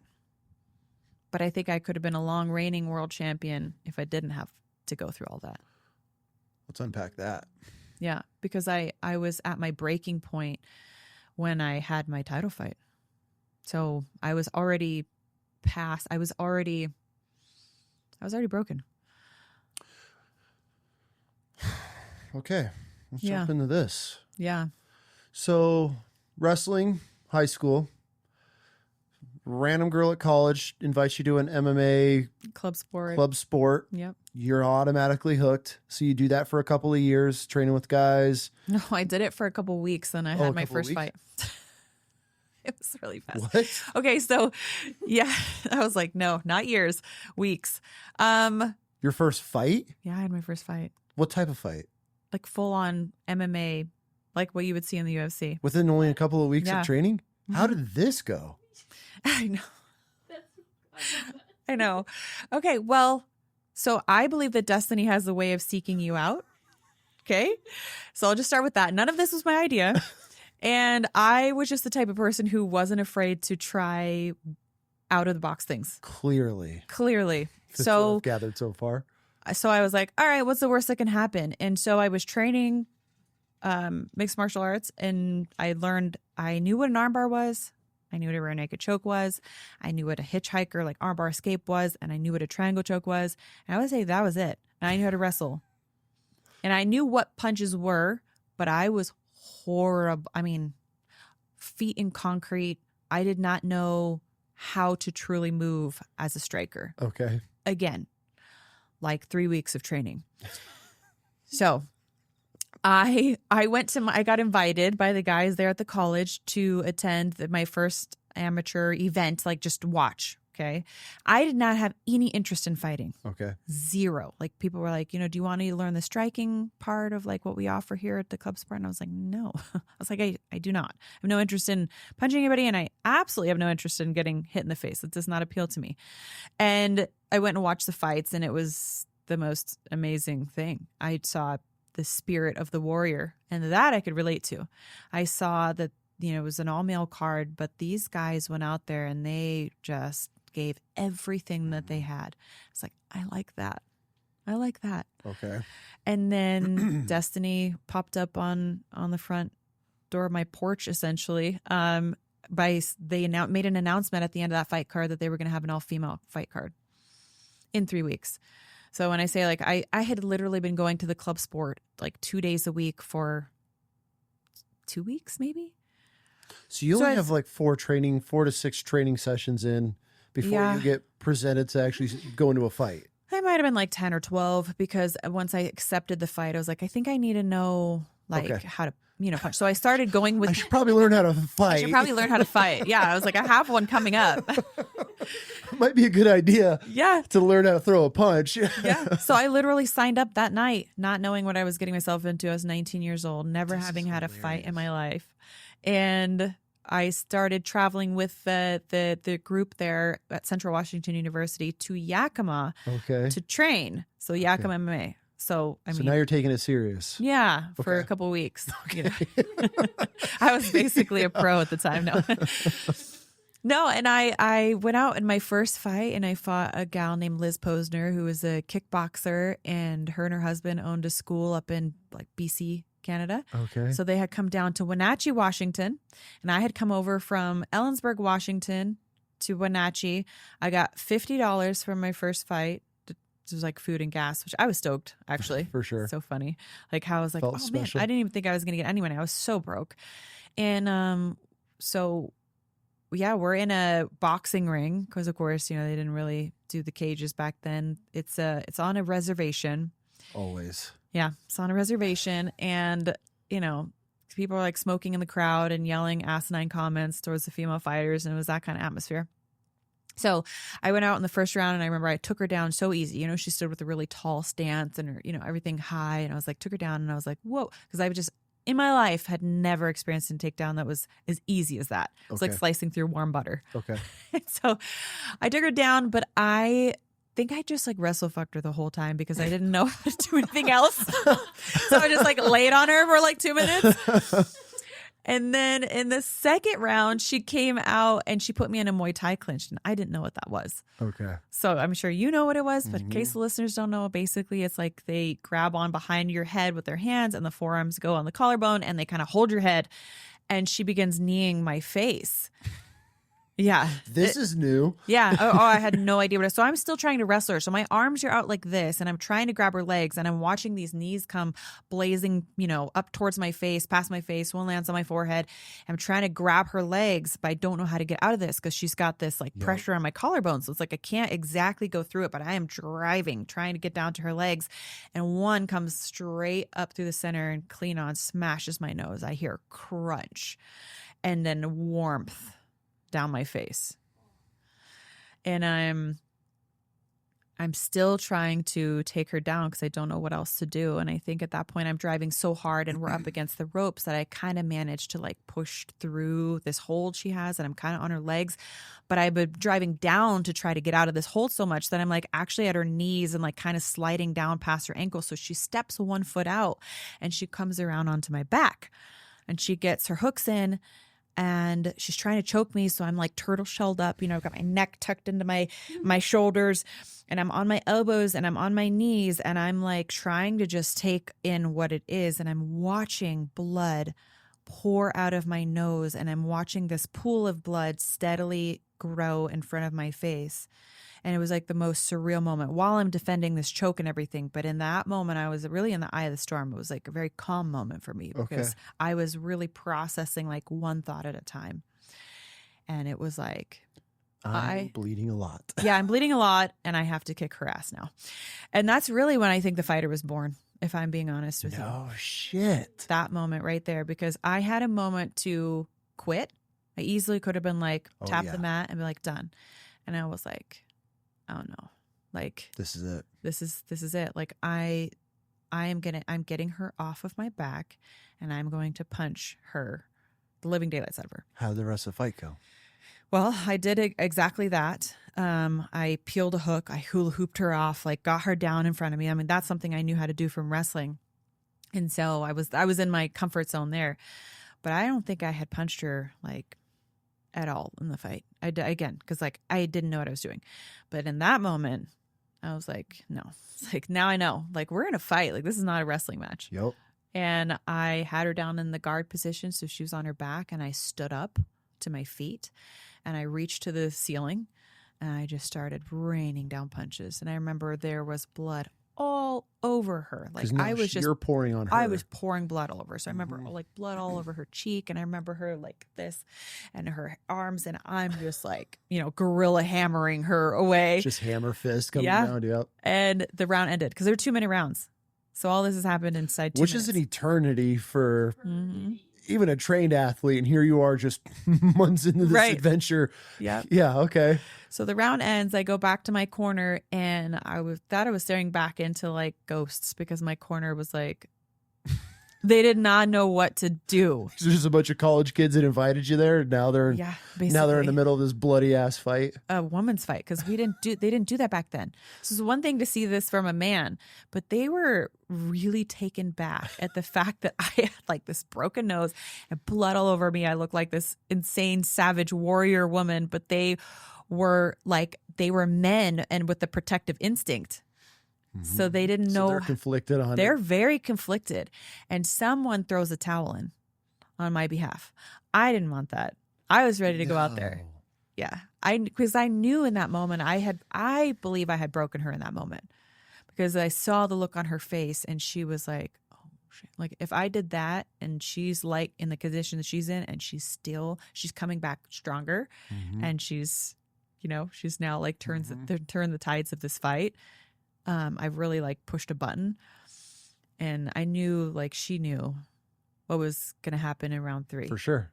And so it was such a bummer, but I was such a young, not confident girl. Like, I figured that these guys kind of knew.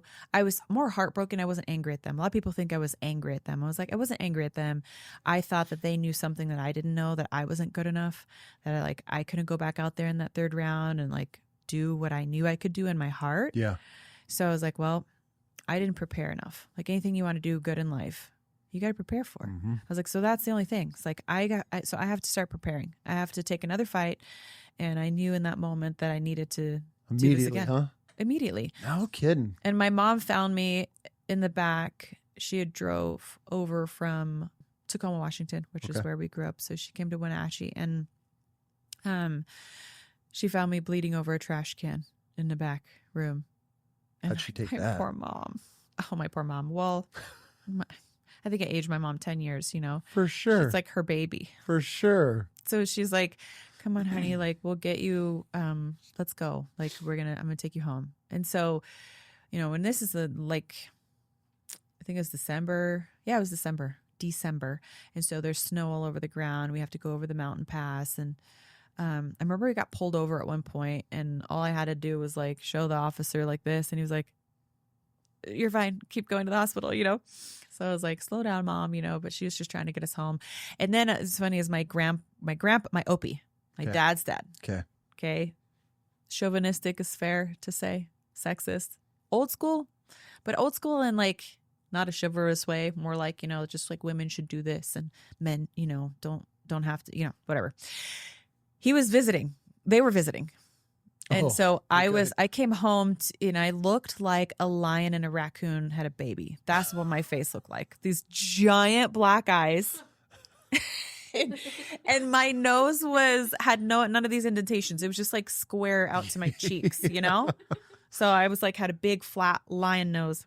And I remember having to see my grandparents, and like, it was like the worst combination of everything. And I remember hearing the talks like, you shouldn't, like, why are you letting her do that? And they were like scolding my parents and my dad. And my mom's like, let her, like, she's 19 years old. Like, what are we gonna, what are we gonna say? Well, hopefully she learned, good. Thank God she learned her lesson and it wasn't worse. And I just remember thinking to myself, because like I was upstairs and I just remember I was sitting at the top of the stairs, like listening to them talk about it. And I was just like tail between my legs. I was like so embarrassed, but I knew I was going to do it again. Oh yeah. I knew nothing happened. I was like, I'm going to prove them. Like I'm going to go out there and I'm at least win a fight. I need to know like that I can do this. And I felt robbed in the opportunity to win that fight. So it was like, there's no way that I'm leaving this sport. So I think I only had the intention of doing it like one more time. No it kidding. wasn't like I was like, oh, there was no career for women. And this wasn't even a thought. This wasn't even no, there was nothing. Yeah. There's nothing. I mean, we want to look back at it now and, you look at all these high schools and there's full women's, these young girl teams and dude, there's a new female UFC fighter every week popping up and all that. And they're at every gym. And so it's hard to think back. Like, dude, when I said at the beginning of the show, 2005. Yeah, you were literally the tip of the iceberg of this whole entire movement. So yeah, you're not thinking, oh, I'm going UFC, I'm going to go WWE afterward and all these. I still didn't even really know, but like, again, I think I had seen the UFC in passing, but it didn't even register that it was like the same thing that I was doing. Yep. It was how unfamiliar. I was not a fan. Yeah. I was not a fight fan. Yep. So for me, there was no opportunity for women. There wasn't even hook and shoot and bow dog, like for the old school fans. That didn't even exist yet. Like at that moment, it's no shit. It might have just been coming on the scene right around that, maybe like 2006. I don't think that it was there like when I had that fight. If it was brand spanking new with having any female fighters on it. And there were a couple fighters that were a little bit older than me that had been doing it maybe like a little bit longer than I had at that time. But there was no Strikeforce for women. There was no UFC. There was none of that. Nothing. No. So like female fighting wasn't a thing. Okay, so you go in, you wanted to get one more fight to feel what it was like to win. How did this go? I won. Yeah. That was it? Yeah. You got I won. taste? Yeah. No, I won. I was dominant. I think I went out and I took the girl down and I TKO'd her. So, and then I was like, you got a taste of it. Yeah, I was like, I got to keep doing this. I love it. So where did the transition go from high school wrestling, screwing around at college and some MMA stuff to now you're like a prospect or getting even talked to or talk about the UFC? When did that start to come into play? It was a long time. Well, it was actually 2013. So if I can run through the course of everything, basically, I had 6 amateur fights, and then I got called by Hook and Shoot, Bodog, to be in an all-female tournament. And I was like, that's cool. Like, I would love to be a part of that. So my coaches were like, okay, great. Well, we'll do that. So we flew out to Evansville, Indiana. It was a one-night tournament. My first fight was against hometown Jan Finney, who at the time was the hardest hitting woman in MMA. She was getting a lot of promotion for, a lot compared to what we were used to getting as women. For sure, yeah. So she was really being pushed as like the one to win this tournament. She had the most experience and she was my first draw. Oh, God. So I had my first fight with her and we went 3 rounds and we're shooting the shit after the fight. Like, fighters do, like you're waiting for the stuff to come in. And at that time anyways, we were in a boxing ring again, because I still had yet to fight in a cage. And, I was like, oh man, your leg kicks, like they were hard. They were so good. And she's like, you're wrestling. She's like, you remind me of Janelle Marquez. I think is someone that she had maybe trained with or fought before. And so we were just kind of there and we're kind of like, it's getting awkward, like we complimented each other. Good job on the fight. We don't know who won yet. And it was getting awkwardly long. Like why there wasn't some announcement or, so we're kind of like, what's going on? And they're like, the ref was like, they're having trouble deciding who won. Like they won't agree. The judges will not agree. So he said, what we've determined would be best is if you ladies go another round. Okay. So as a fighter, you go you said 3 rounds? Yeah. The fight ends. So you're on the decline of peaking of this adrenaline survival mode.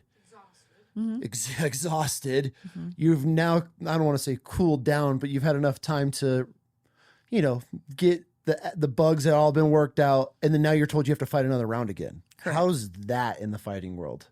Well, you got to be ready for anything, right? Clearly. I didn't expect that one, though. That was a curveball. Yeah. But we fought another round.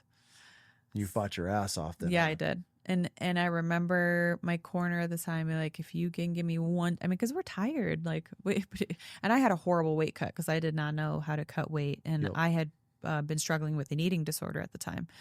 So I was just puffy and low of energy. I was not doing things right by any means. So I cut a lot of weight and I was in the sauna a lot. Mm-hmm. And I barely made the weight and I suffered. I really struggled in that weight cut. For sure. So after 3 rounds, I'm pretty tired, but luckily I'm young, I'm maybe 20 at that point, 20, 21.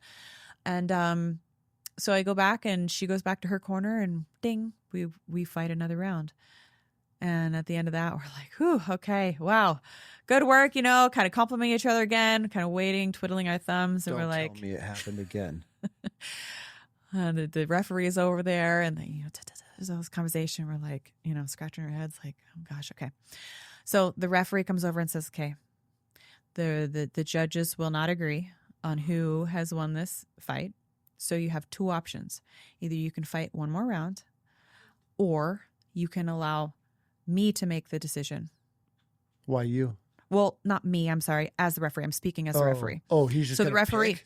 Yeah, the referee was like, he was telling us you can either both choose to fight one more round, or the judges, since they won't agree and they are in like major debate. Again, we're on like a reservation. This is not like there must have been 4 judges or one judge that saw it one way and they would not. They're all friends or something. They were just like, this is bullshit. Like they would not agree. Do you think they were just trying to get her because she was the hometown favorite, and then maybe you were actually holding your own and you were supposed to just be walked over? Yeah, like maybe one of them was like, you guys, this is bullshit. Like this girl wasn't supposed to win, but she is. And like, you can't give it to, maybe there was one person or I don't know, 2 people advocating, or maybe there was an even number of judges. I honestly don't recall, but what I know is that we fought a 4th round and it's nowhere on the record. It's like, if you look, it says we only fought 3 rounds and that footage of the 4th round doesn't exist.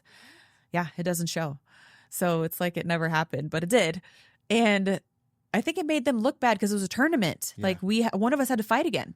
So for them to just like make us fight another round. Yeah, I didn't we have think to fight. This is your first actual fight in the tournament. Correct. Okay, and my pro debut.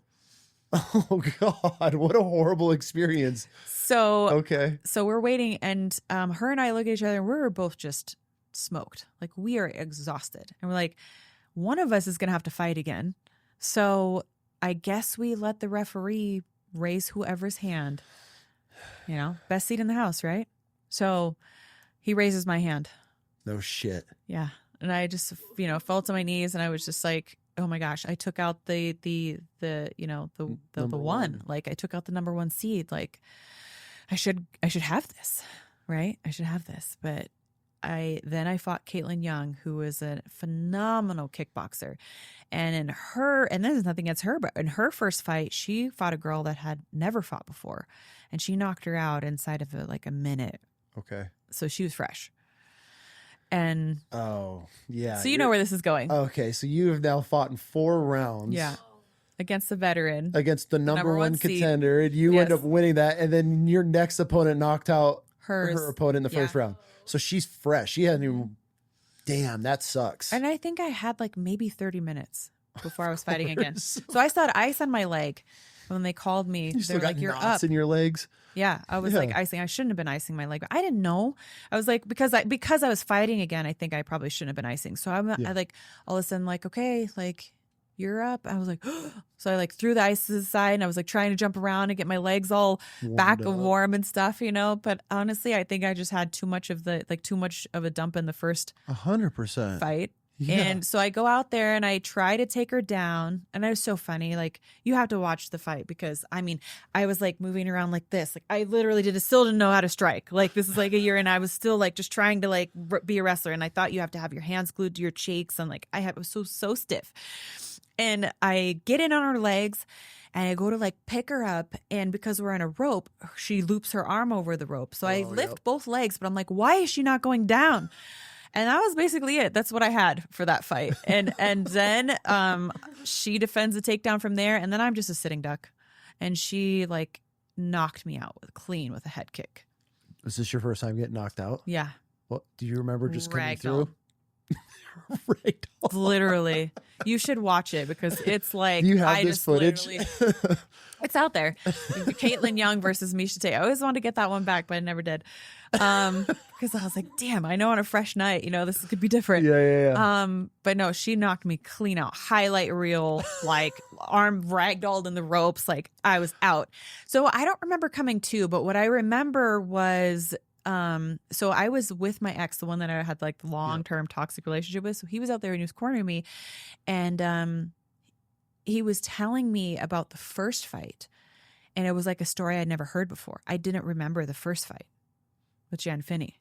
He's like, do you remember, like, she came out in like a Native American outfit and like, like had a, I don't know, but she came out and I was like, what? I was like, so like I won the first fight and I just lost like this one. And I was like trying to connect the dots, but it took me honestly a few days before I feel like it really came back to me. Oh yeah. It knocked me out of this realm for a little bit. Yeah. Yeah. So I didn't win that tournament. So I was 1-1. I was undefeated for like all of like 30 minutes in my pro debut. It worked out for you at least. It worked out. It was good. It was good contrast. I got to experience, the good, the high and the low all in the same night. For sure. Then from there, I mean, it was just off to the races of just tournaments and learning and bettering your skills, or what? So my next fight was in Strikeforce. Okay. And how big was Strikeforce then? Was it pretty new? They had been around for a while, but they had just started in 2008. So this was 2000, let's see, 5, 6, 7. Yeah, it was sometime like maybe November of 2007, I think was when this pro tournament was. And then they started having female fights right around the same time too. They only had a few. Yeah. So Elena Maxwell and Gina Carano fought. Yep. And Gina won. And Elena Maxwell is a 2-time K1 kickboxing world champion training under Kung Lee from San Jose, which is where, she was Elena Beef Maxwell, she was like at that time, she's like her lower, like her hips and legs were just like beefy. And so Strikeforce is based out of San Jose. So you get the picture. They find me. I just been knocked out by Caitlin Young.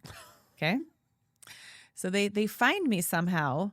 I was training under Dennis Hallman at the time, which I don't know if you know, but he fought in the UFC for a little bit. And so I was training there, and somehow I get the opportunity, I don't remember how this happened, but to fight her next. So right after getting knocked out from Caitlin, I get the biggest opportunity of my life to fight on HD Net.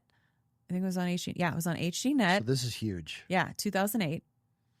For Strikeforce, and it's a one-off contract, so they're not even fighting. They're not signing me to like be a fighter of theirs. Like I am coming in to lose to Elena Maxwell in her hometown, and I'm fighting up a weight class. So I'm fighting 145. God, they're just throwing you in the lion's den. Totally, and I was terrified.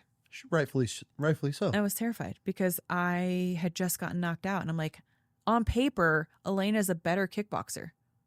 She's more accomplished than Caitlin on paper, and I'm fighting her up a weight class, and my coaches think that this is a good idea. So I'm like, okay. I trained so hard. Like I trained like a mad woman because I was so scared that if I left one stone unturned, like she was going to head kick me and knock me out too. And I desperately did not want that to happen again. Yep. So I worked so hard, and I went down there, and I was like a fly on shit. Like I was like glued to her. Like as soon as the bell, like we touched gloves, and I would just like run and like stick myself to her because I wanted no space. And I took her down, I think in the first like 15 seconds of almost every single round. So I got her down, and then the whole time was on the ground. Like we were never standing up. Which you're safe. Yeah. It's like as I was connected the last to thing her, you need is distance, so she can catch you can catch a round. I kick. beelined for her wherever she was. I was a heat-seeking missile. I was like, I have to be connected to her at all times. I cannot have zero space. Zero space. So I took her down, and I I almost got her in an armbar, I think, in the second round. It was like fully extended, and it kind of looked like she tapped if you look at the video. But either way, like the bell rang like a second or two later. We went all 3 rounds, and I won the decision. Oh, no shit. How did that feel? So good. Like, it was redemption. Is there... I asked this question because I got to watch points in my daughter's fighting careers where you have the doubt, and you're like, oh, they're so much better. And then those wins level you up. Was that one of those like, oh, shit, I actually... Yeah, I am, because I watched that happen with my daughters, where there's like, hey, you're cleaning house and all these tournaments. Like, when are you gonna start believing in yourself? And there comes that point where it just clicks, where it's like, okay, I am this woman, I am this fighter. Was that this moment, or did it take more? It took more. It took more. It took more. Yeah, Really? I was relieved. That's what I was in that moment. Okay. I was And you scared, survived. and then I was relieved. I was like, "Oh, thank God!" I still didn't even know if I was that good, but I was like, "Thank God I survived!" Like, I just thought I survived. I was like, "Whew!" I didn't get knocked out. That was a win. So, yes. And then This is hilarious hearing it from this point of view, because you just look, you're like, she's the baddest freaking chick to walk in the ring, and then it's like you're over here like, oh my God, I survived. Yeah, Okay. honestly, I was just happy I survived, because I thought I might have the same fate happen again.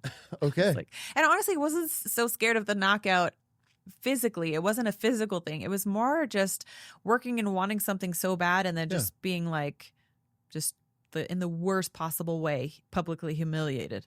You know what I mean? Okay, so real quick, what is the worst way to lose a fight? Tapping or getting knocked out? I think getting knocked out. Those always make the highlight reels. Yeah. So much more than a submission, you know? All right. Yeah, you're right. That's more of a pride thing. Yeah. I'm one of those where I'm like, I'm not going to tap, one of those. That's true. Well, I mean, I think for people who do the sport, when you tap, you give up. Yeah. Like you make a choice to give up. When you get knocked out, you don't make a choice to give up. But I think the way that the fans perceive it and the audience, and like the shock value of getting knocked out, is it's going to have those reverberations for 10 times longer than ever getting submitted. Yeah. You know? Okay. All right. Yeah. So it's terrifying ending up on a highlight reel when you're on the receiving end. Correct. Okay. Yeah. So that's motivation for a I did fighter. not want to lose. I was like, please, dear God, tell me that I did enough to, beat this beefy woman in her hometown up a weight class. And I did. So and that still wasn't enough to realize that you might actually be on to something here and have a skill at this. I lacked the foresight, to be honest, or even the process. I was just doing something that I loved. I didn't think that there was a future in this. I still didn't even think that there was, really. That's right. I keep forgetting that you weren't chasing the UFC. No, I wasn't at all. So like it took a little time. I will say after that fight, not like right in winning it, but a few weeks later, I got a call from Strikeforce, and they wanted to sign me. So they signed me to a multi-fight deal. And that was kind of the moment I remember being like, wait, what? Like, I think I was going to make $1,500 to show and $1,500 to win. That's what I was going to make. Because I think I made $1,000 and $1,000 to fight Elena. Yeah, before that, the tournament was $500. You got $500 if you won, and I think maybe nothing if you lost. So now that you're like, oh shit, okay, I'm enjoying like, this. Now we get to make a little money. I was like, this is kind of official. Like, this is like getting hired for a job. This is like, I'm contracted. What? And you're ready to now. I mean, are you processing? Okay, Strikeforce is wanting me to jump on in this multi-fight contract. Like, is this something that I want to pursue, or did you give it much thought, or was this something that you were 100%? It was a no-brainer for me. Okay. Yeah, I was in. Okay. I was like, this is great. You mean that I can like do this and actually make a little bit because that was good money for me back then. Yeah. $1,500. I was like, so if I win, I get $3,000. I was like, yes, sign me up. So I was there for it, and I fought Zoila Frosto from Fresno, another hometown girl, striker, and I beat her, submitted her in an armbar, and then I fought. I was supposed to fight Kim Couture, who was Randy Couture's wife at the time, and that dude is terrifying by himself. Oh my gosh, I'm like honestly like undercover one of his biggest fans. I love Randy Couture, and he was the first person in the sport that I modeled myself after or like looked up to. Okay. I remember after having my first fight, never really watching the UFC, I kind of got into the culture, and so they invited me over, and I watched Randy Couture fight, and I was like, that guy. I was like, that's my inspiration. That's who I want to be. I want to be him. Because he was so humble and he was so amazing. And and he was a wrestler. I was like, wow. I was like, that's my person. Like, that's who I want to be.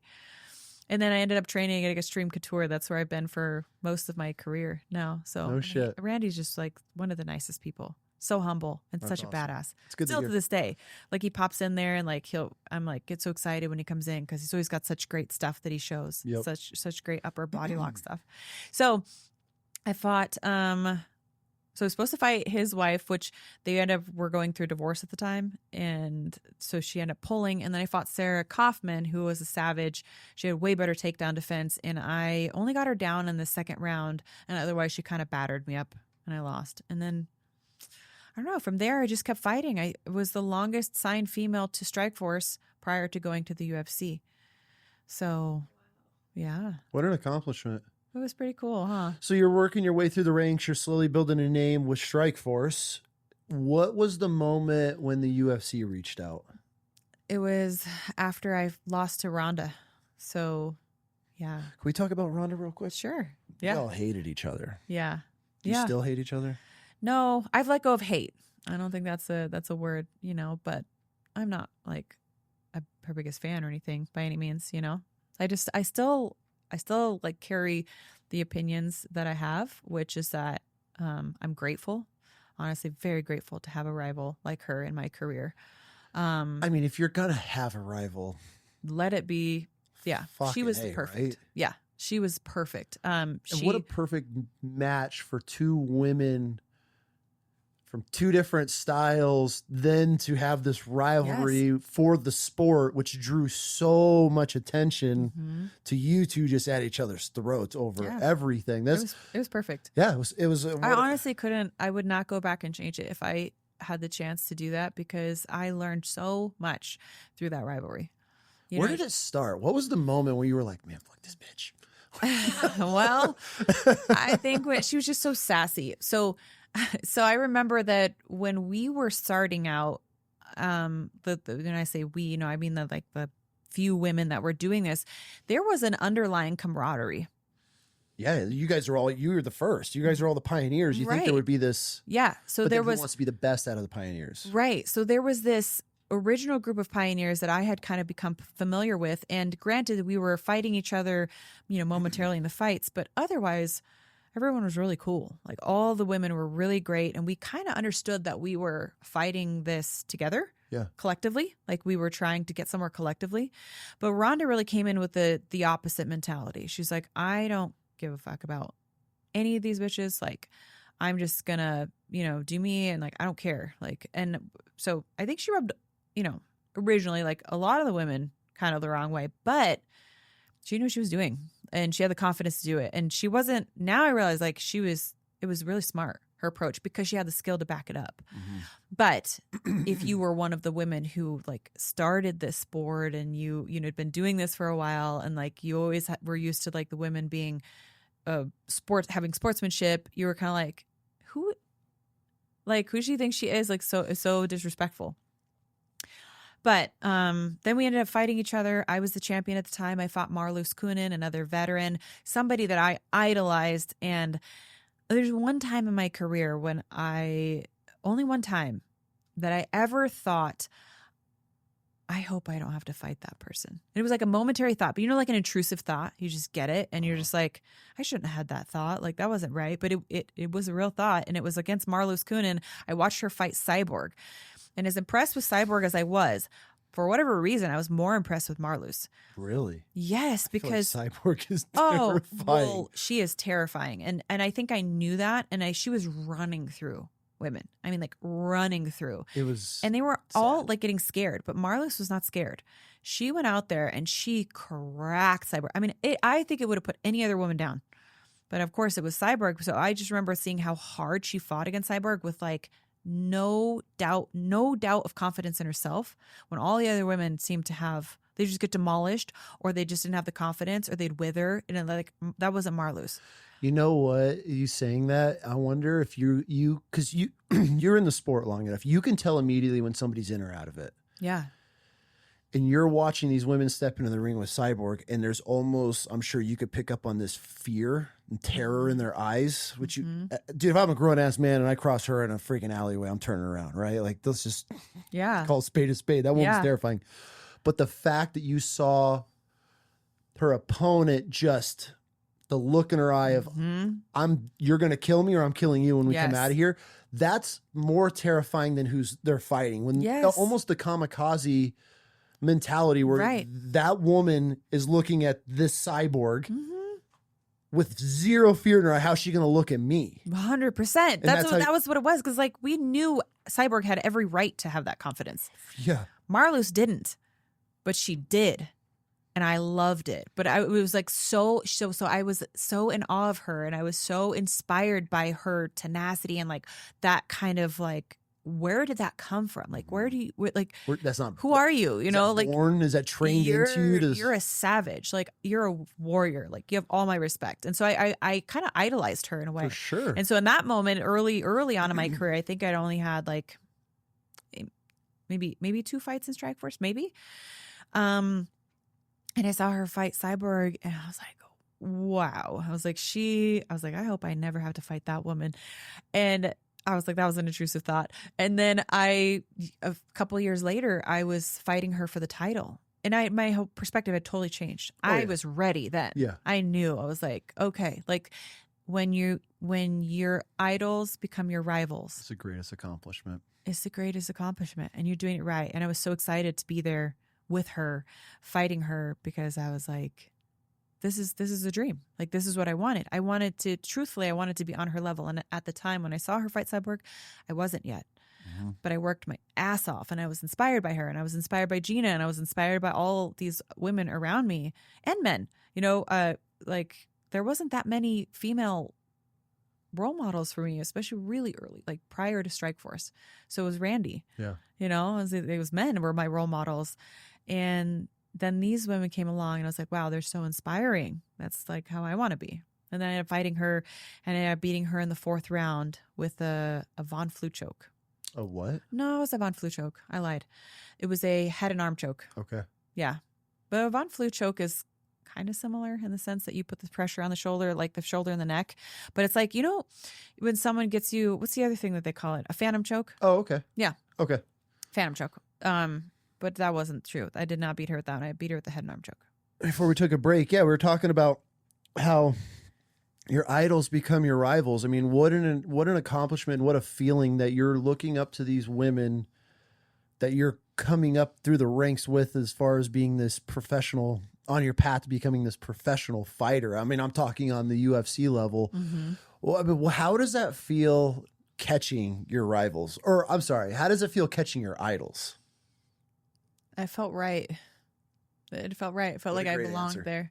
Yeah, it felt like I belonged there, and I knew that I was going to win that fight. You know, in all fairness, there are fights that I knew I was going to win that I didn't win. I was just going to ask you, have you ever stepped in a fight knowing there's no way? Did you ever, so let me ask, yeah. Has there ever been a fight that you stepped in the ring and you were just praying to God that they're surviving?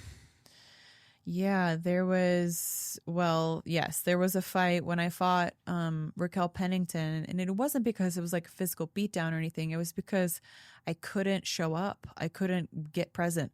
I wasn't there. I was so lost and broken and fighting for all the wrong reasons, and I had truly lost myself along the way, and I was not there for that fight. And so I was just kind of like praying for it to almost be over. Oh, okay. Because I couldn't get there. I was like, can this just be over? Like, I don't want to do this anymore. It was actually when I retired.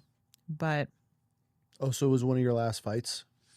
Yeah, before coming back. Yeah, because I had retired for like 4.5 years. Yeah. Had kids and then came back. But I think we're going to talk about Ronda a little bit, right? Yeah. And the whole thing. So I think we were talking about like how she burst on the scene and then fighting her. So when you asked, you know, was there ever a fight that you like, well, I mean, almost all the fights, like, you know, you're going to win. sometimes you don't win, but you have to know you're going to win.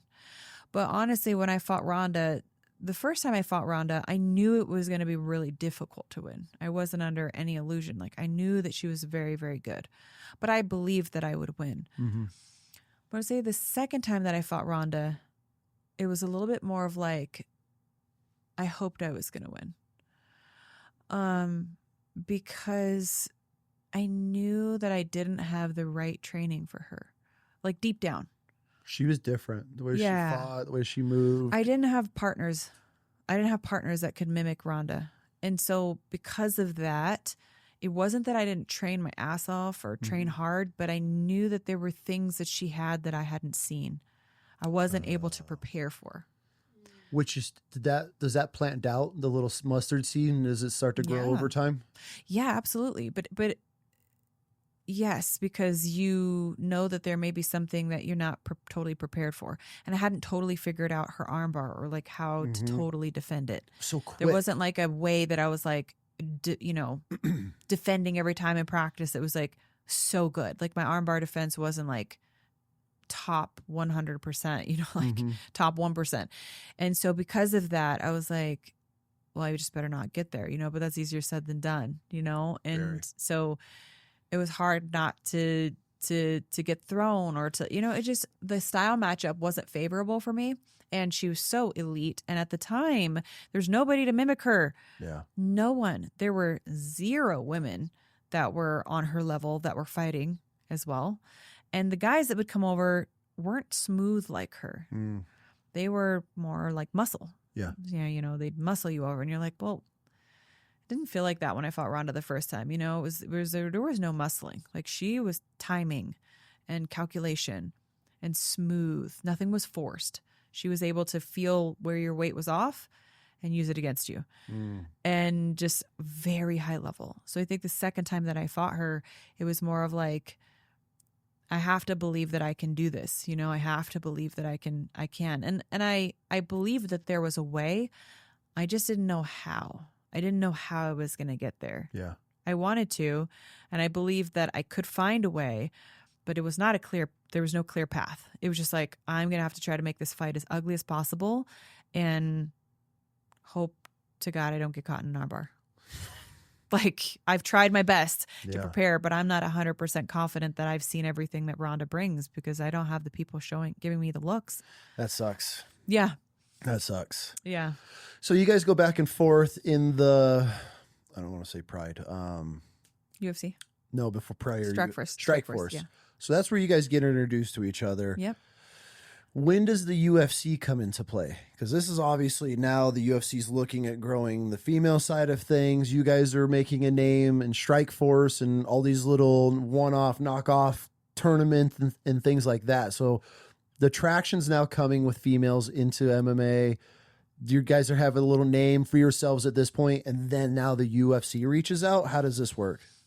Yeah, basically, Dana and Lorenzo were watching that fight, and I think we had a hunch that they might be watching because the UFC had already announced that they were acquiring Strikeforce.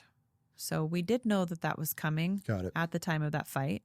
Oh, that's right. Okay, this was that. Okay. So we knew Strikeforce was going to be no more, and we knew that women did not exist in the UFC. The UFC was buying Strikeforce, so we were like, what does that mean? Okay. Well, I was like, well, it might mean that this is make or break. Like this fight. This fight may change the mind of Dana White, who assumes that women are mismatched. Like, that's what he said, that he didn't like women's MMA because the first and only fight that he'd really seen at that time was a horrible mismatch. And he assumed the talent pool wasn't deep enough to have competitive like divisions of women. So he's like, I don't want mismatches. I don't want that. There's just not enough women fighting. So I thought, well, I think I could change his mind. I remember having that thought consciously. And that stemmed from wrestling. Yeah. You talk about like knowing you can do hard things. That was one of those moments where I changed the perspective of all the males around me. Not because they were bad guys and thought, women are weak and whatnot. It's just they honestly thought that women didn't do that. just never saw it really done. It was so new. Yeah. It was so new. So they never saw women wrestling. They never saw, and then in fighting and whatnot. So I remember when I was wrestling, I won the coaches award my senior year, just given out to like one athlete who kind of exemplifies what it means to be a wrestler. And I was like, man, that was still to this day, I would say my biggest accomplishment was winning the coaches award in high school. No shit. Because it was the precursor. It taught me something as a very young woman, that nothing is set in stone. Nothing is written forever. Like, you can always rewrite the chapter. You can always write a new chapter. And these guys that tried to get me to quit, that were such jerks in the beginning, just didn't know what they didn't know. Yeah. They didn't know what they didn't know. They just genuinely thought that girls were not cut out to do this. And I changed their mind. So much so that they became like a brotherhood to me. So learning that, then I remember when Dana was so adamant, I was like, oh, he just doesn't know what he doesn't know. Like, he doesn't know that we can be so awesome and badass. Like, I didn't take offense to it. Yeah. But I took a mission to it. And I thought, well, if he ever watches me fight, I think I'll change his mind. And maybe some people would say that's arrogant, but it was the truth. Like, I really believed that I could change his mind with a worthy opponent. And Ronda was. She was the rival. She was, she brought a different eyes. She brought different, the controversy. And our rivalry was so big, so massive that, sure enough, Dana was watching that. And Lorenzo was kind of already on board. But Dana was like, no. Like, every interview that they would ask about when will they bring women to the UFC? Never. Never, never, never. Not going to happen. But then he watched my fight, and, in that ended in an arm bar. Of course, my arm was like bent backwards like 90%, and I was like refusing to tap. And then eventually I did, because I was like, couldn't get out of it. And my arm was just being like mangled. So I tapped, and it was such a bummer. But a couple weeks later, he called me. Dana White did? Dana White called me. Yeah. And he was like, I was like, is this Dana White? It was on my phone. I was like, what? And it was like, are you sitting down? And I was like, sat down. And it was like, I'm going to give you a $50,000 bonus. And that was more money than I had seen in all of my fight career, all my fights combined. So that was life-changing money for me. And then he told me he was going to bring women into the UFC. Well, how did that feel? It was just like, finally, like, and it felt like that I had already manifested this. And it did not work out the way that I intended. Never does. I wanted to be the champion, coming into the UFC. I wanted so badly to win against Ronda, who I thought was just a brat. And I wanted it so bad. And so here I was nursing this, arm injury. I had grade 2 and 3 tears of my tricep and bicep. Oh, from Ronda's arm bar? And I had avulged, that's the terminology they used, the tendons on both sides of my arm from the bone. So basically ripped chunks of bone off with my tendons. So my tendons were like loose, just floating. With bone attached to them. With bone attached to them, which was actually a good thing, because the bone grew back into the bone. They reattached themselves. Yep. I don't know. I'm not a doctor, but that's what they told me, because they said that if it had ripped the tendon clean off the bone, that I would have had to have surgery, and it would have been extremely difficult to reattach. So. And here you are, just all bandaged up, braced up. And just heartbroken. I mean, I was heartbroken. I wanted so bad to win that fight. And it was everything to me. I had tied my identity so heavily into winning or losing that was who I was becoming, a winner or a loser on every fight. So to win, to lose against what had become my arch nemesis was the worst possible case on the most widely televised female event ever in history. And I lost, and I wanted so badly to win. But in hindsight now, I can be fine with that. Like, winning or losing it doesn't carry the same weight. I like to win. Yeah. Sure. Like, of course, like, it's important to me. I'll be sad, but like, I'm still me with a loss. So my foundation doesn't change. Not at all. No. So it doesn't rattle my core like it used to. But you also had a lot of time to mature and process that phase. And now I'm sure you look at the UFC and you see these women's names on the fight cards and you go, I spearheaded that. My fight, Ronda and I's fight, opened that door for all of these women. So maybe it was you two slugging it out. And obviously there has to be a loser in it. Unfortunately, that was the side that the coin landed on for you. But look at the total win as a whole of pioneering, opening the door into the UFC for women. Yeah, this was bigger. You want to talk about a win. Yeah, this was so much bigger than me. For sure. In that moment, you know, I was selfishly looking at it, sulking and being sad, and I wanted that win.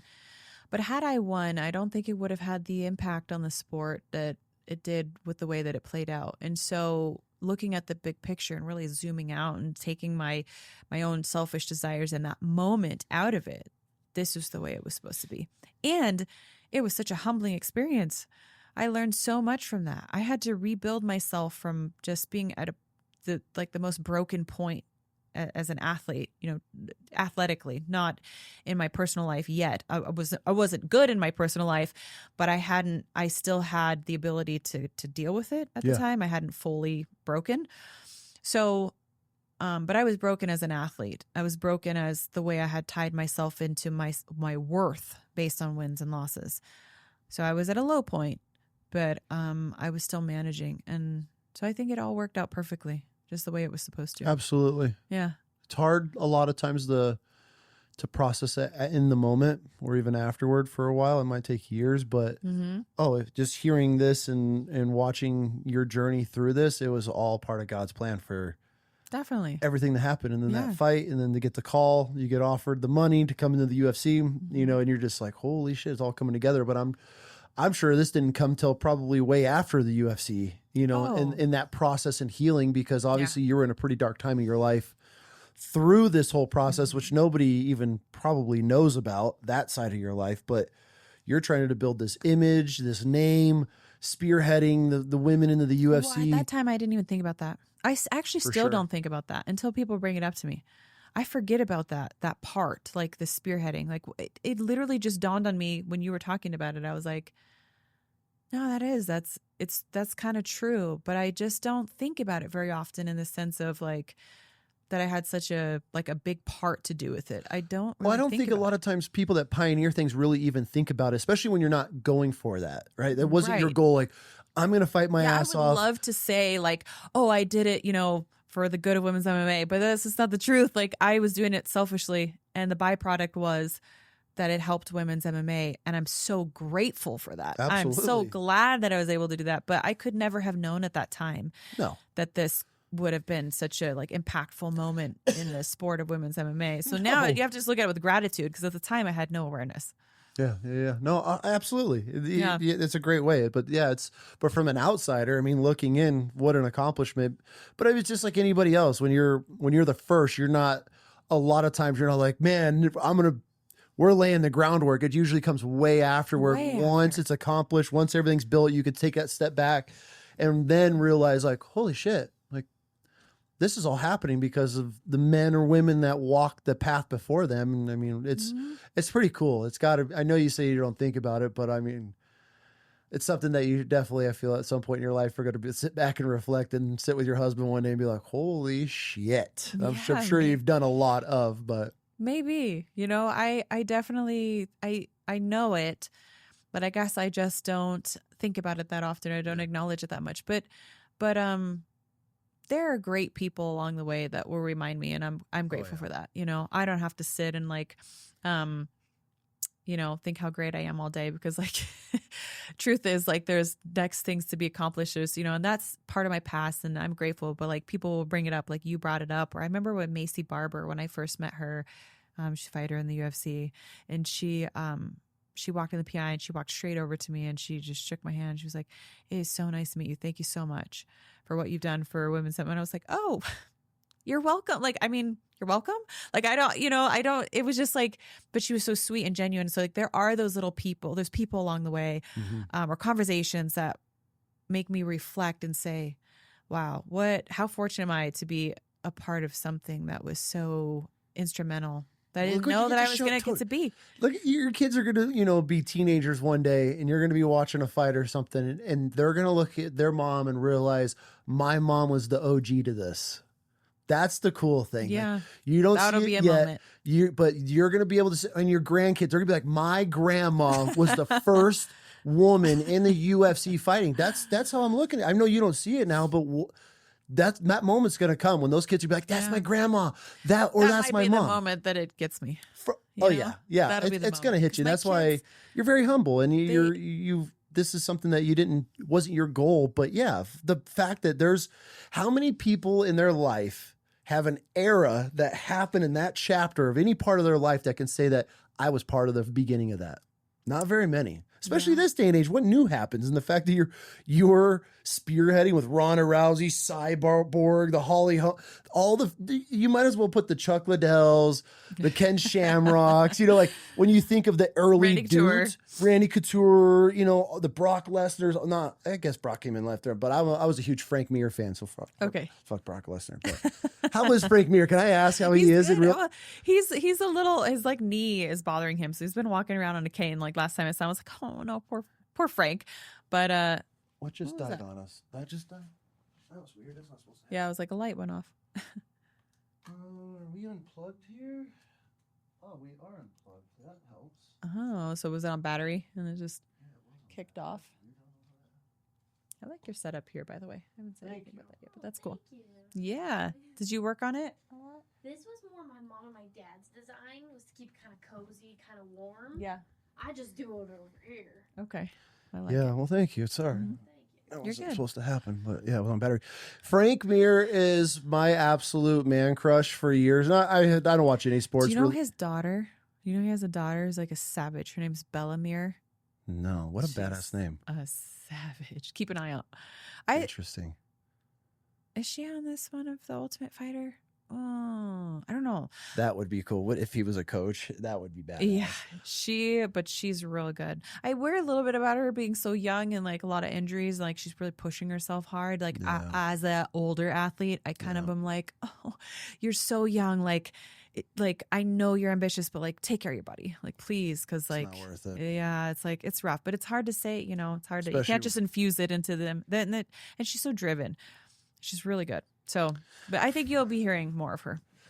Bella Mir, cool. She's awesome. That if there's one old school dude that I could sit down and have a conversation with, that would be it for me. Yeah, I was such a big dude when I was fighting in the military, getting into that whole world, became an martial arts instructor. And so my average walk around was like 260, 270, and everyone's like, you gotta fight. And I'm just like, these are the gorillas that I gotta step in the ring with. I'm like, I'm good. Just having my time here. But Frank Mir was one of the dudes that I was obsessed with him. That was my go-to. Have you ever met him? No. That's why he's on my... Yeah, we'll come to Vegas sometime and we'll work it out. Oh yeah, I would love to. Yeah, I still have his wife's number.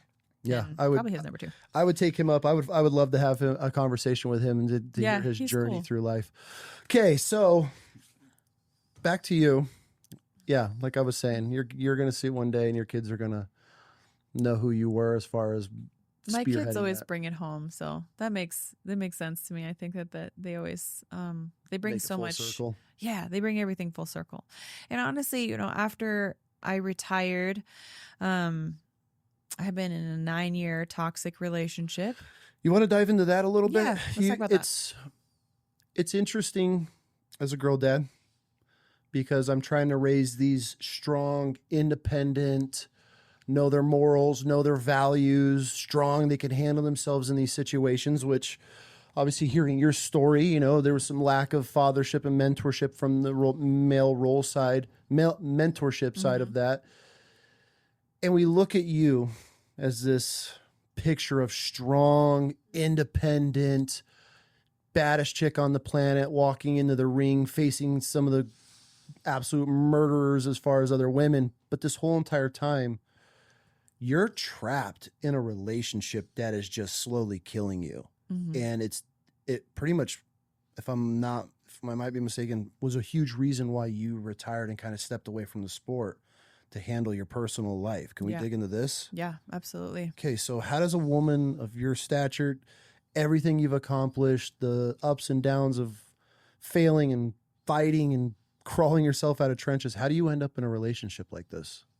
Well, it started when I was 19. Okay. So I wasn't the woman that I am today. Absolutely. There was still a lot of unpacking that I needed to do, still a lot of trauma that I needed to work through. And granted, I had a good upbringing with parents who loved me, who weren't perfect, but I didn't have like a 10 out of 10 trauma life.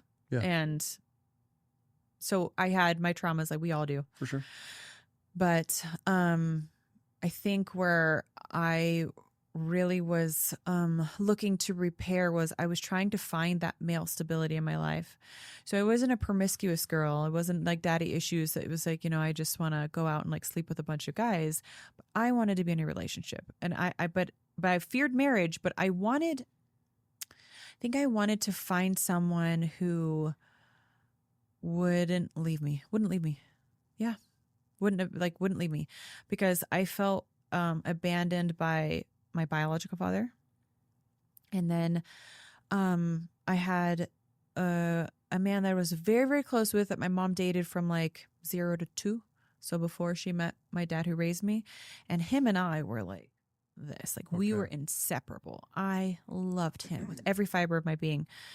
But he wasn't a very motivated man. He was a stay-at-home dad. So loving and sweet. But I understand why my mom working overtime to provide and just having, a guy who was like great with her kid, but like laying around on couch, smoking weed all day, wasn't going to cut it. Like she needed a provider. She needed a man to show up, and he was not going to be that. But for me, I loved him. He was my everything. And he just left or what? Well, yeah, they split. He was still in my life, but he never was a man with really a backbone. Okay. And so when he got into his next relationship, everything changed, right? They got married and they moved away, and he's so basically... that's tough for you. So you pretty much lost your first male role model in your life, and then your second, first your biological father, then this guy. Yeah, which I wasn't really totally aware of because I didn't have the relationship with my biological father. But I think by the time I was like a teenager, I did understand. I was like, okay, wait a minute. I was like, so my biological father is like barely a part of my life, and he wasn't even around till he wrote me a Christmas card when I was 5 years old. And my mom decided to be honest with me about it, despite, again, everyone's kind of like, he hasn't been there. He doesn't deserve that. Shield her from it. Don't talk to her about it. Don't tell her about it. And she's like, I'm not like, I'm going to tell her. And like my mom's, they've always been that way, like always very transparent, always giving me an opportunity to process, giving me an opportunity to have a voice. And so I'm, again, so grateful for that. But I remember opening the Christmas card, and I wasn't reading at the time, so my mom read it to me, but I remember the photo. And it was like, I'm your dad and this and that. But the photo was black and white photo. And it was of my dad with like the 80s hair. So like big old, he was a rock star. He was wearing tight leather pants with like a leather open jacket with an electric guitar. And he's just like jamming, it's a picture of him jamming on the car. That was him.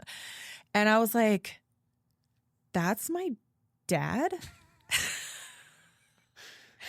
You're like, yes. Wow. I mean, it was just such a, I still remember that picture so vividly. And I was like, that's my dad? I was like, wow. But he toured all through the 80s and early 90s, and he opened for some major bands. I don't remember who, but he is incredibly talented. Anyways, but that picture, I mean, it's just not a normal picture. You expect if your dad was going to send you a picture, it's just a picture, sitting, smiling, something, but no, it was him as a rock star. And I was like, my dad's a rock star. Yes. And then the male that I first bonded with, left. And then I had my dad who raised me again, who, who's a friend, a brother at first. Yep. And then an extreme disciplinarian. And then we had years where we just were not speaking. Probably wasn't until I was about 16 we started to talk. You went through a lot of abandonment stages that you started processing as a teenager. So that's where now you're seeking somebody that's going to stay in your life and never leave. Do you think a lot of that was rooted from going through all these male role models in your life? Mm-hmm. Absolutely. The mind is such a fascinating. And then the downside of being so tough, knowing that you can do hard things and get through hard things, was that I didn't have the perspective that I have now, which is just because I can doesn't mean I should. Mm. And it doesn't mean I have to. And this is where I think a lot of women get short-sighted when they get in a relationship that's not good for them, but they endure because they can, not because they should.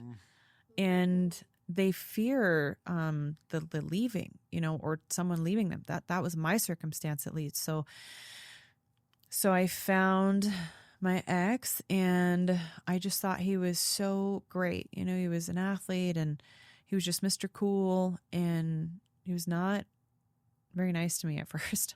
But I saw my mom also endure, you know, with my dad, like in a relationship that I was like, I never want that. I was like, I don't want to get married. Because I thought that's what marriage was. So I was like, okay, I never want to get married, and I don't want to have kids because kids keep you stuck. So you can't, you know, if like things got bad. But then I deep down like wanted someone to love me and not leave me. So it was this weird combination of like the things that I thought I did and didn't want. And so I ended up staying with him for about 9 years. When in your relationship did you see or feel a shift to where you started to feel trapped? Very early on. Really? Yeah, I would say within the first year, because there would be times when we would get in arguments and he would like physically stop me from leaving the room. Because I'm somebody who doesn't like to have explosive, volatile like fights and conversations. If I know that I'm about to say something that I don't mean or do something, like I would rather remove myself from the situation, calm myself down, get collected, and then I'll come back and talk about it. So when things would get to a point of escalation, it was like triggering for me because it was like what my mom and dad would do. Yep. And I was like, I don't like this. This is like I don't like it. So I would try to leave, but he didn't ever want me to leave. Like he was always like closet. Got it. So he would stop me by whatever means necessary, like holding me down. Oh, he was getting physical? Yeah, physical, not hitting me. He wasn't like a, you know, I'm going to beat you down kind of man, but he was like, well, I don't want you to leave, so therefore I will not let you.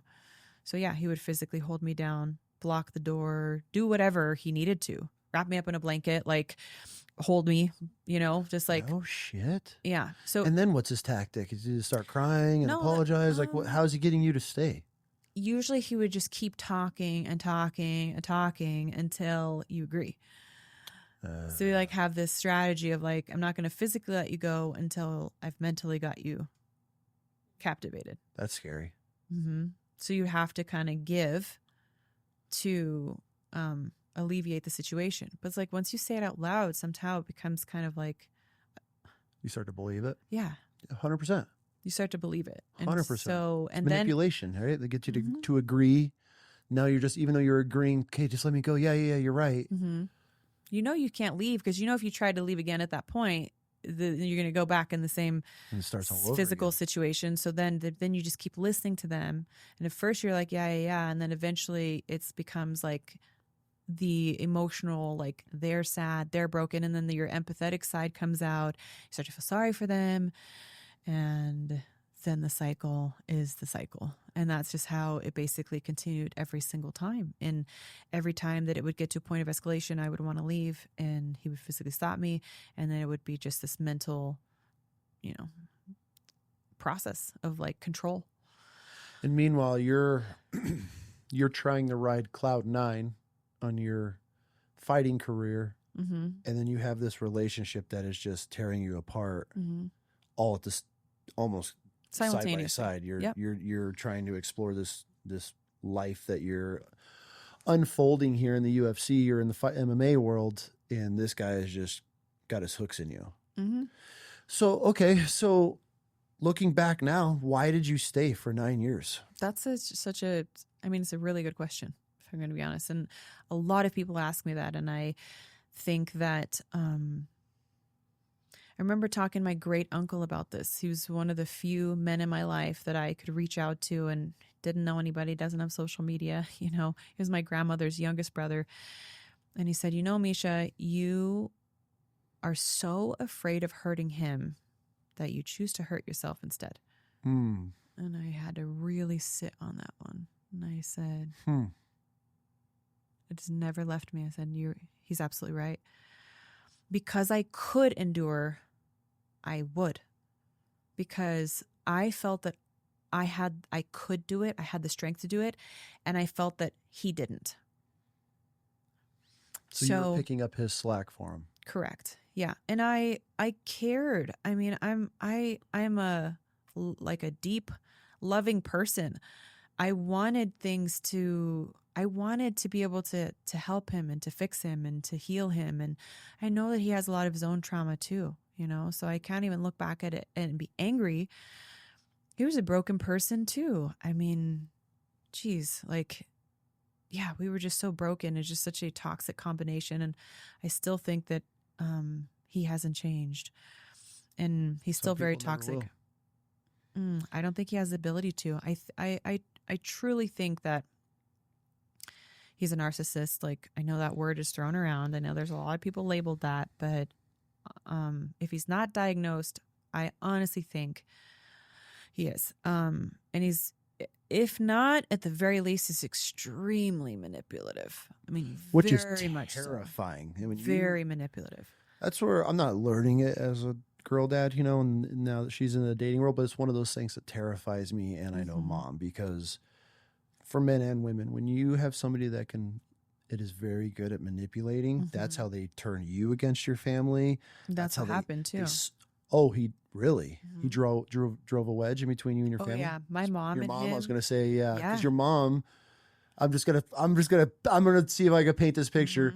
He knows how tight you are with your mom. Doesn't like the fact you confide in your mom, so he starts drawing a wedge. Your mom knows who he is as a person, so she probably voices her opinion. And so whenever a narcissist knows somebody's onto them, they'll do whatever they can do to remove that person out of their life. Yep.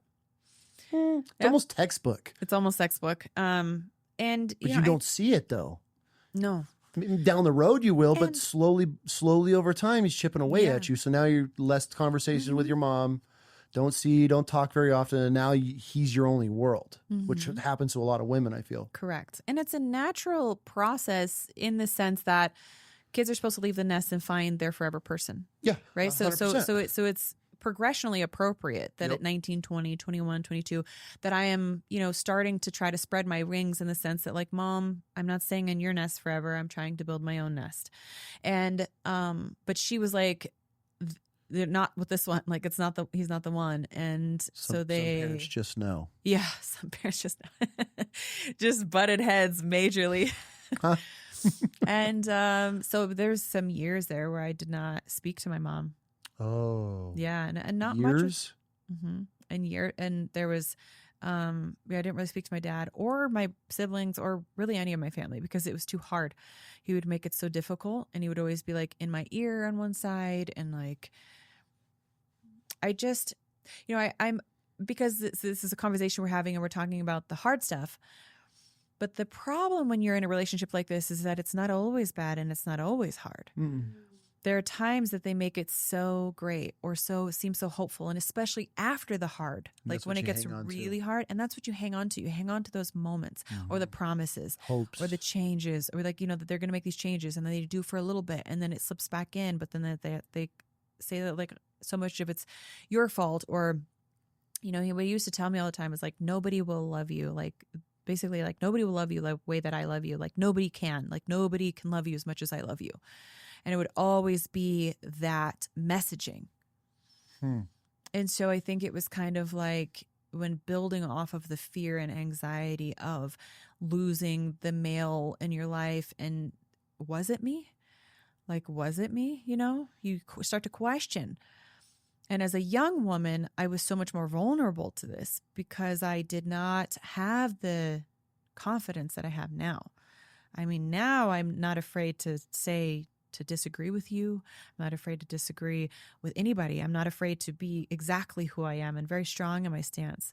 And I think that I owe that to my children. So they have truly changed my life in such a major way that I'm I not only want to show them example, I want to be the example. Have to.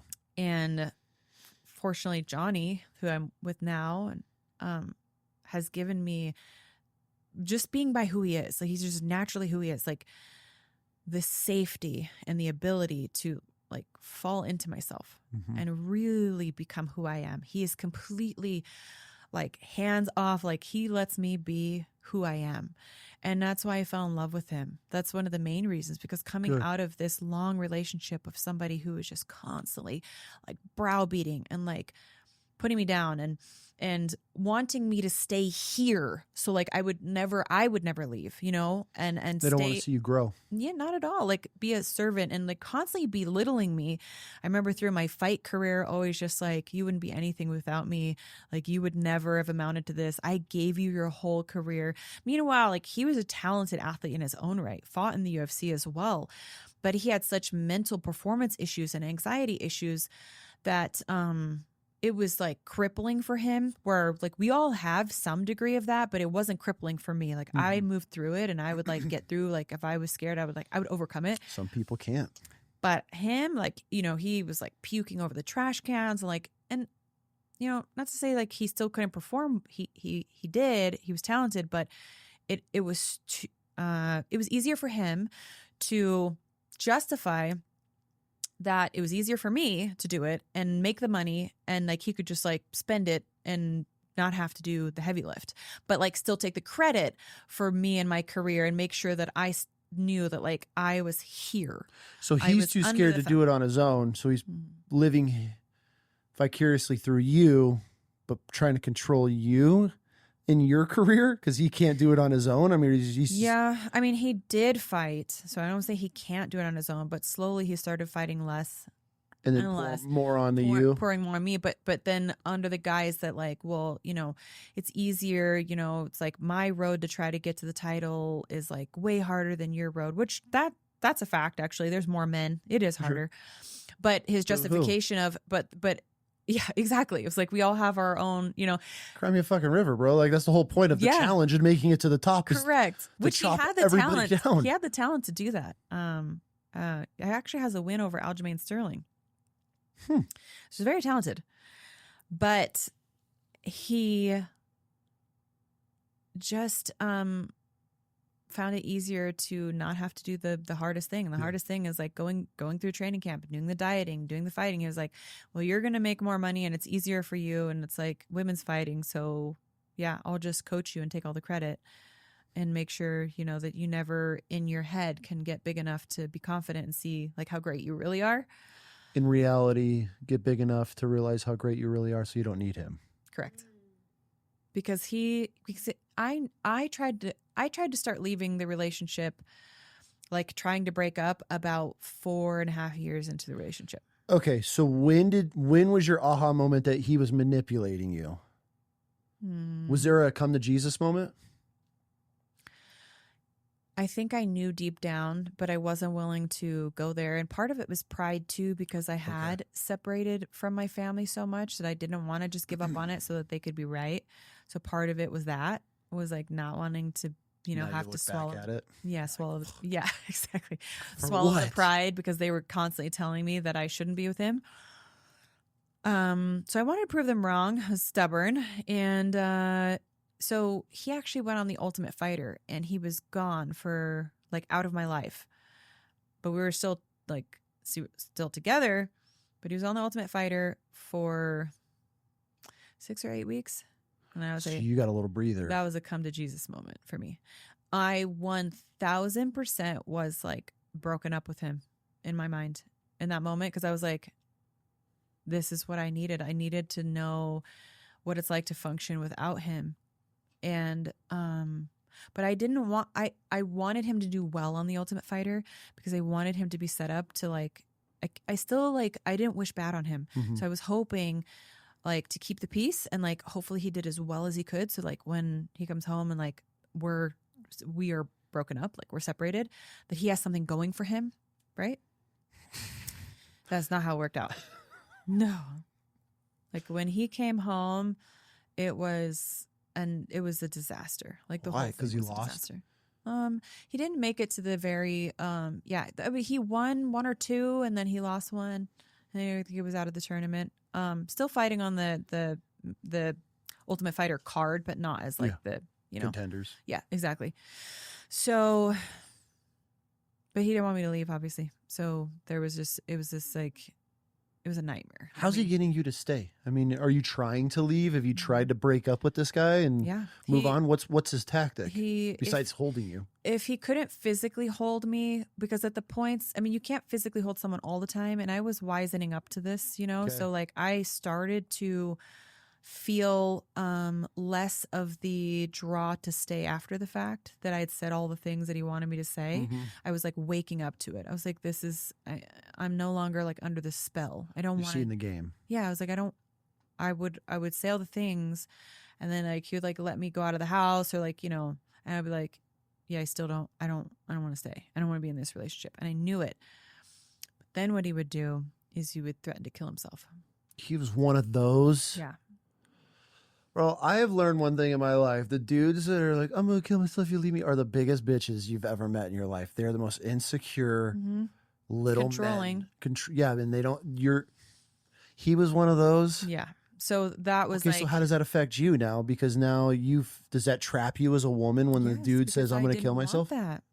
And mind you, in college, I had lost a boyfriend that I was only with for like 6 months. So not a long relationship, but he killed himself while we were together. Oh. And so that was like terrifying. Now did he know this? Yes. So he used that against you. Correct.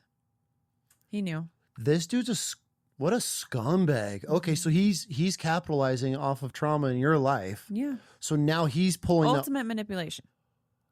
Can I ask the tactics? Can I ask you kind of a deep question? Yeah. How bad did that affect you when your boyfriend took his life? It was horrific because, I mean, granted, it was, we weren't in that deep of it was 6 months. We were in college, but like, oh yeah. I mean, for anybody, I mean, he was so young, and I was I was devastated because you have all the questions, like, what could I have done differently? Like, why, but his name was Apollo, and, the poor boy, like, he was so abused as a child. Like, we barely started to unpack it, but those demons were real heavy. That didn't have anything anything to do with me. Granted, our relationship wasn't perfect, and it obviously it would not have worked out long term. He was too damaged, but that was so sad. It was so heartbreaking. And so this guy capitalizes on, because that's major trauma. Mm-hmm. So now you're with this guy. I quit going to college. I quit. I was puking. I was physically sick. I was so devastated. He was like gone. He hung himself. Did you see or find this, or was this? I did not see it. It was like, it was his cousin, I think, that found him. Yeah. So he was a fighter as well, and he put like a rope or belt around his neck, and so his feet were actually on the floor, which is what's wild. But he knew how, because through fighting, to cut off the carotids. So you basically just put it on tight enough, you lose consciousness, and then you dangle, and that was how he took his life. So you're living with that. Mm-hmm. You don't have a male figure in your life to help you process this. Mm-hmm. You meet this guy, Mm-hmm. and then he uses that against you as a tool. Correct. To keep you trapped. Yeah. And I didn't want him. I still don't. I don't wish anything bad for him. I pray that he can find himself, that he can figure it out, that he can be a better man, that he can, he has a daughter now. And I just pray. I pray for him. I pray for him all the time, that I hope that he can find what it is that he doesn't have, or that he's missing. So would get to the verge of leaving. Yeah. But then you can't leave to save your life because he's threatening to take his life. So you feel leaving the situation is going to cost somebody their life. Correct. Which has just held you there for, you said you were over about year 4 and you did 9 years. So A long time. grinded out 5 more years with this guy?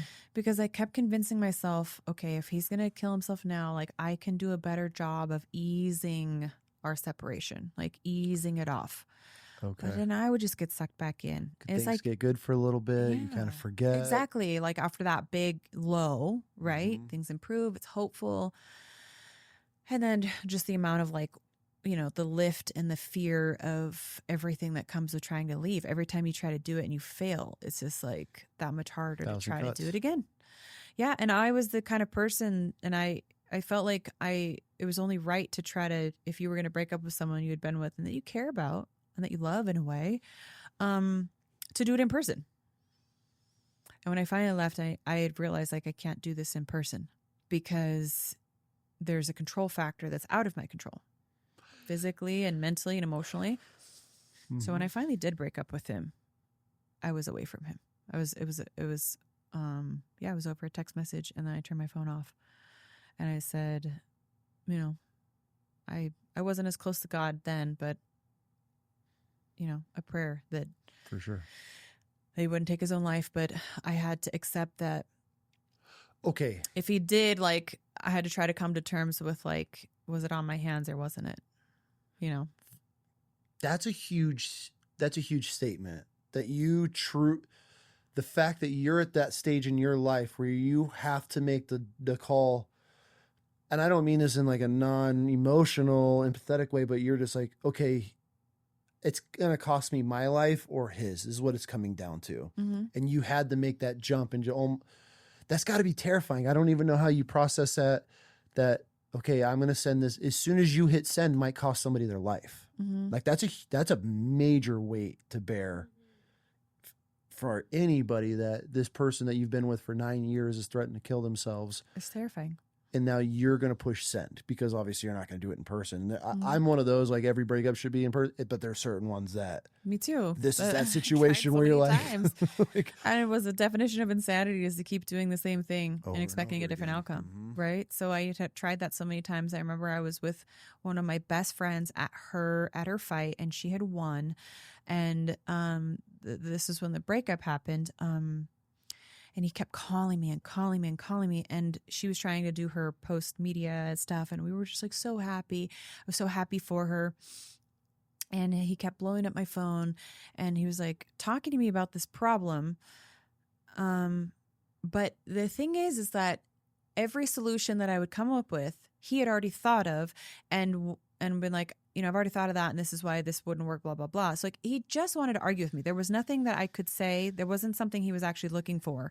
It was more to get me to say a thing so he could like yell at me about why that wouldn't work. And I'm like, well, you know, if there's, I was like, I really gotta go. Like my friend just won her fight. I was like, I'm trying to like, you know, we're happy, and I'm just on the phone with you fighting, and you're just fighting with me. Like there's nothing I can say. I can't win. Like I'm trying. I've tried to give you all the things, and I don't know what else you want. What do you want me to say? I was like, I don't have, like, I can't just pull a magic rabbit out of my hat. Like, I don't know. Like, I've given you everything I've tried to give, but like, can you please be considerate of this moment? Because it wasn't, this was not like a pressing thing, like needed to be solved right now. Like, hey, dog's dying. Do we take him to the vet or not? It was nothing like that. It was something that could have been dealt with the next day. But no, he wanted my attention in that moment. control. He wanted control, and he was mad that I, you know, was there and like he wasn't invited on this. Like I didn't want him to come because they knew he would ruin it. Mm-hmm. And here I was on the phone with him, and he was ruining it. And I just put my phone away for the night. And like the next day I was like just blown up all these messages. And I was like, I was in Kansas City, and I was like, him and I were living in Las Vegas. I was like, I'm not going home. I was like, I'm not doing it. I don't know. I'm like, I'm not taking the flight. And so I ended up road tripping to, with a friend to like Colorado. And I didn't know what I was going to do. Like, I had no idea, but I was like, I can't go back. I can't go back. And you're a champion at this point, correct? Trying to put your timeline together. Strikeforce. I had been a Strikeforce champ. Let me think about that for a second. I had been Strikeforce champ. I had been, yes. Now I'm thinking back. I'm like going through all my timeline. Yes, I had been the UFC champ, and I had lost it. And then, so I lost to Amanda. So this was after fighting Amanda Nunes. Which is a terrifying person. Mm-hmm. And I fought her in July. So this must have happened shortly, like right around then, like after that. What was I was with her. in this relationship, what was the darkest points? Because you talked about suicide at some point. Did he bring you to that point? Was he just a culminate, like it piled everything on as far as getting you to that dark spot? He definitely had a big part of it because he'd isolated me from all the comforts, but yet he wasn't a comfort. He Absolutely wasn't going to validate anything that I was going through feeling. And so when I won my world title against Holly Holm, I was actually already on my downward spiral. With him? Mm-hmm. Was the whole downward spiral all based around him, or were there other things going on in your life? Well, I think I was missing a lot in my life. For sure. So it wasn't maybe that there was active, there was unresolved, a lot of unresolved things, like a lot of things that I had just left packed away somewhere that had never unpacked it. And so I just hadn't moved through anything. I had just been very stagnant.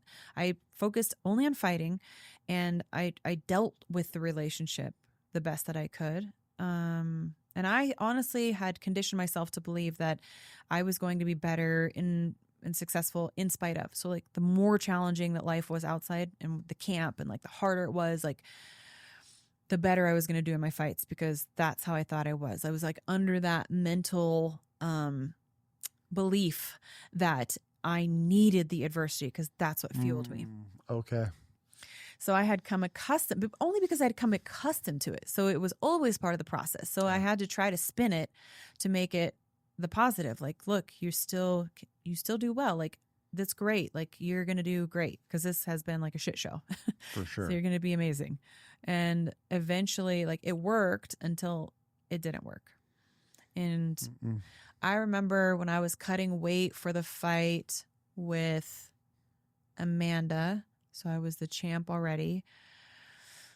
And I was cutting weight with my head coach, and he was like, it was International Fight Week. So there was fights on Friday and on Saturday. And so he was like, do you care if I go to the fights? And I was like, honestly, I was like, yeah, please go. Because he was like such a pain in the ass. Like when you're cutting weight, miserable. Like you're miserable. You're going to be more grumpy. You might say something, that you wouldn't normally say. You just you have zero patience. Like everyone knows cutting weight culture, including him. But he would have given me zero, like no leniency, no slack, Okay. or wouldn't be there, or would just be a dick, like just be making it harder. There were so many times early in my career, like I cut weight by myself in a bathtub, Well, he was like watching TV in the other room. Like I was like, can we like go to the sauna? And he's like, do you have to? Like, can't you just like cut it in the bathroom? It was just like very self-centered. And so I was having a hard weight cut. I was cutting weight for my title fight, so I'd make 135 instead of 136, right? So you have to be right on the dot for championship. So I'm the champ right now. I just beat Holly Holm, and I'm fighting Amanda, and I'm cutting weight hard. And he comes in from the fights smelling like beer. He was obviously intoxicated. And he brought like these basketball players and like other people like there, like, and that was just like not appropriate. Like, but he was like trying to like network, or I don't know what he was trying to do, but like to see me, to meet me, to whatever. And it was a very inappropriate moment because I'm like in, sauna suit, just like sweating, dying. Like I'm not personable in that moment. Not a good moment. And so like Coach Fallis was like, bro, like, no, like go, and luckily he was there for me. He was, he was advocating for me, but it was just like a lot of moments like that where it was just about Brian, and he didn't care, like he just assumed like I would power through and win the next day. And I didn't, well, and then when I won the title, that was honestly one of the hardest moments for me because it was so great. And then I realized it fixed nothing because I truly had bought into the fact that like, oh, that must be why I'm not happy, because I haven't accomplished the ultimate goal. So I kept putting so much emphasis on like, if I just become that world champion, then I'll be happy. And you ended up becoming a world champion, and it wasn't there for you. No.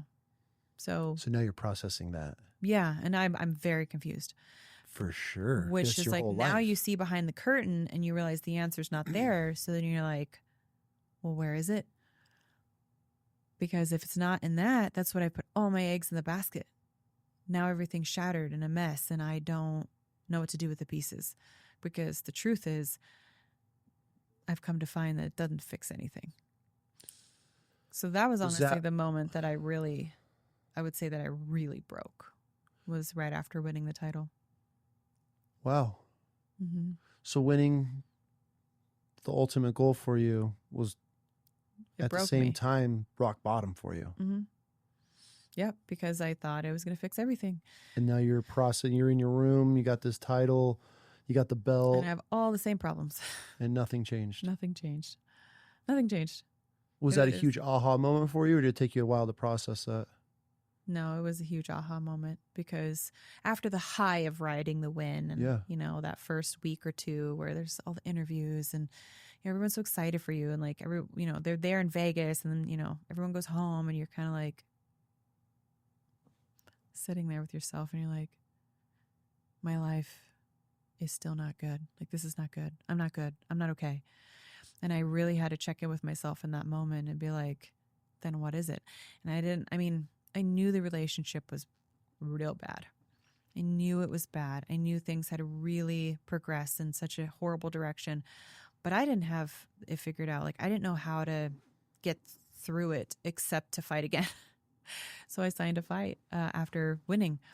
I tried to fight again pretty quickly. Despite like my managers, you know, he's like, no, just don't worry about defending it. Just like enjoy it. Like, ride the wave of like being the champ. But when I was so broken and so depressed and there's so many things that I was not addressing. I refused to address, that I was like, well, the only way that I've ever felt better before is to get another win. So that's your drug. This was my drug. I needed a bump, essentially. You needed a fight. Yeah. It could be worse. Yeah, it could have been worse. I could have picked worse drug for sure. It could, but at the same time, a drug's a drug. A drug is a drug. Yeah, it was my dopamine. It was my cure. But the problem was in the next fight when I fought Amanda, and I was so far down, and I thought briefly that maybe if I defended my belt, because you're not really truly a champ until you defend your belt, right? So they say. I was like, well, maybe that's what it is. So they say. Yeah. So they say. And I was like, well, maybe if I defend my belt, then maybe it'll be better. But I already kind of knew, but I was like, I didn't know what else. I had nothing else to put in place of that, this ideology that I'd created. And so I was like, okay, I'll defend my belt, and that'll be great. And then I lost, and then I still was like, oh shit, well, maybe I just need to fight again. But I was just going downhill rapidly. So after How many people are seeing this? Is there anybody even aware that you're spiraling now? You win the belt, the high wears off. Mm-mm. Now you start chasing it, and now the spiral. Is this where the spiral really starts to set in for you? And you have anybody in your corner at this point? Nobody. Is this rock bottom for you? Yeah. This is where I was spiraling, and so You're still in the relationship? I broke up with him after that fight with Amanda. Okay. So right after that, okay, I broke up with him. So now you're out of a relationship. Mm-hmm. You lost your title belt. You have nobody in your life that's even knows what's going on and what you're facing. Mm-hmm. The only person that knew a little bit, because he was inside, was Robert Fallis, who was our coach, my coach at the time, who has since passed away to suicide. So it's just, Robert was dealing with his own demons, but he always showed up for me, and there was that mentor, he was that father figure. And he protected me a lot during the times when Brian was like just being chaos and an asshole, and training and things. He was someone that I could turn to, and he would buffer, he would help the relationship to, function a little bit better. And Brian trusted him too, for whatever reason, like he was Brian's coach. And so, yeah, that was the one person that was in that kind of knew, maybe not all of it, but he was aware, and he saw a lot of it firsthand. So how are you coping? I mean, did you turn to anything, or was it just depression? Yeah. What's setting in during the spiral? It was just depression. I mean, I was a casual drinker, but I wasn't using alcohol as like a crutch. So no, I was just, I was spiraling. I didn't really have anything to turn to. I wasn't even close to God in that time in my life. So I didn't really feel like I had the right to like reach out to God at that point because I hadn't been a good follower of Christ. I mean, I believed that God was there. Yeah, I knew he was there, but I felt guilty. I felt really guilty. Absolutely. So I didn't feel like it was right of me. I was like, no, I have to figure this out. You're figuring it out on your own. Trying to, at least. Trying to, and I was failing. So I did the only thing that I could think of, which was to take another fight. So take your mind off things. Yeah, okay. I guess. And that fight was with try to get a win. Try to get some value back because I had lost 2 fights in a row for the yeah, no, not for the first time, but yeah, I lost 2. It sucks to lose 2 fights in a row, but I had lost my title, and then I lost. I took the fight with Raquel Pennington. And it was such a cool opportunity, and it just sucks that I was where I was in my life because it was at Madison Square Garden for the first time ever that UFC was legalized in New York, and it was just an amazing event, and I remember none of it. Yeah. I was just going to ask, what was that like? I think what my maladaptive coping skill as a child, what I learned to do is disassociate. Data dump it. Yeah, just kind of like you just don't be there. It's almost like an out of body experience. You're here, but you're not. You are anywhere else. Holy shit! So you're fighting in the Madison Square Gardens, and you just are completely rock bottom. You don't even remember. Mm-mm. I remember like a brief moment in the fight when I was like, I don't want to be doing this. You were done.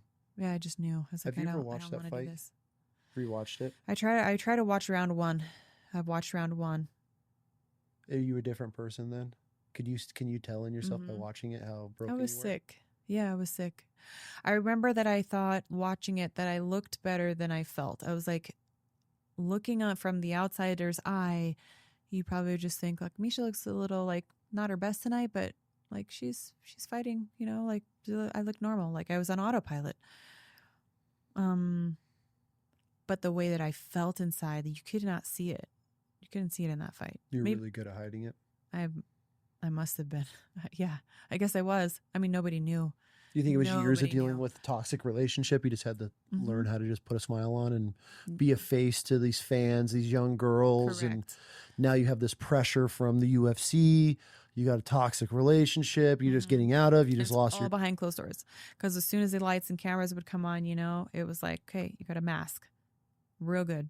You never want your opponent to think you're going through all that stuff. You never want that to be a weakness. I mean, the whole concept of fighting is to show up and be strong and conquer. So you never want anybody to know that there's anything that wasn't anything but perfect. So I was very accustomed to saying all the things and even trying to convince myself of the things, Absolutely. It's okay. So after that fight, yeah. So I retired that night. Did you know going into it, or was that a knee-jerk reaction?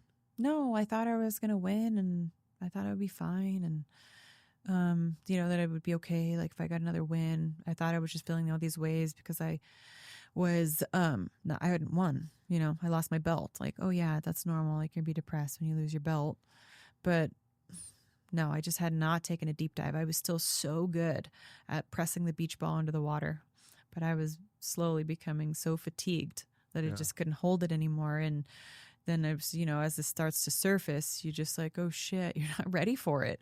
You're not ready to unpack all the things. I had no tools. I had no ability to do that. I was just so good at stuffing everything in the closet and just locking the door and like, putting the earplugs on as like skeletons are banging on the door and just like, okay, we're good. On to the next distraction, on to the next the next thing, on to the next fight, on to the next challenge, on to the next adversity, on to this. Like, just keep yourself busy, just keep going. But then I just hit a wall and I just couldn't go anymore. But I was still trying to do the things that worked before, but it was like, it just wasn't working anymore. And so I told Robert, because he was in the corner with me, and my ex was there, and we were not together at that time, but he still made it into my training camp somehow. It convinced me that I had never not had him there. And so, Yeah. And that was a nightmare. I do remember, not specific moments, but I remember the feeling because he was there, and the whole time he was just trying to get back together with me, trying to convince me of like getting back together. I'll change. Yeah. Like I won't do it again. Yeah. Well, it was all the things. Like I don't remember the words. I don't remember the specifics, but I know that there was this looming pressure, and I was fucking exhausted because I had made him promise like that would not be, we can't do that. Mm-hmm. But it didn't matter. And then, so I told Robert after the third round, I was like, I'm retiring. I was like, that's it. And Robert's kind of like, deep breath. He's like, okay, like he knew that I was making an emotional decision, but he didn't try to talk me out of it. But my ex at the time was like, no, like he did not want me to retire. He didn't want me to retire. He was like, no. So do you feel you just did the opposite of what he wanted you to do, just out of spite, or what? No, I think it was the only way that he knew he stayed hooked into me. Because he was able to still use that to stay in. Mm-hmm. And that was the last string. If I cut it, there was no reason for me to have him in my life anymore. How much pressure do you feel he had on you retiring? How much of that decision was made by him? I don't think I ever would have retired at that time in my life, had it not been for everything I was going through in my personal life. See, and you went against your rule and not let your kids quit after a loss. Yeah. Well, I learned some lessons. Yep. Listen, kids, this is why we have this. Let me tell you this story. Yeah, because you quit on a low. Yeah, it's true. But I quit because I didn't know how to separate him from fighting. 100%. So, like, I felt like if I needed to fully remove myself from him, I had to remove myself from the sport. So, and I also hated the way that I felt. Like I was on autopilot. I was not in that fight. Yep. It was like that. I never want to fight like that again. And I didn't know how to remove. So I retired, and I went to the hospital because they made me get checked out, which I tried to avoid. I was like, I'm fine. I don't have to go to the hospital. I actually left.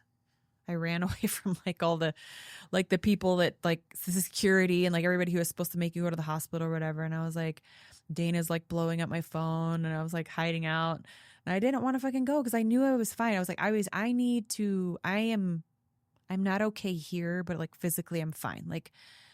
I fought Amanda. You didn't make me go to the hospital. I was fucked up after I fought Amanda. I was like, so why are you going to make me go to the hospital but off this one? Nothing even happened. I didn't even really get hit in that fight.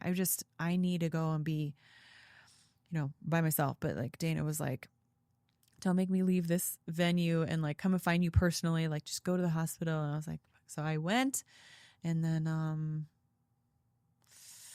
I hung out. I did the after party thing with my friends, but I don't there's one picture from that night. I've got a little bit of maybe a little bit of, bruising under an eye, and I'm still got my hair somewhat in braids. And there's my friend. I remember none of my friends being there. I don't remember any of them. But she's taking a selfie in the bar with her boyfriend, and they're smiling, and we're in the background.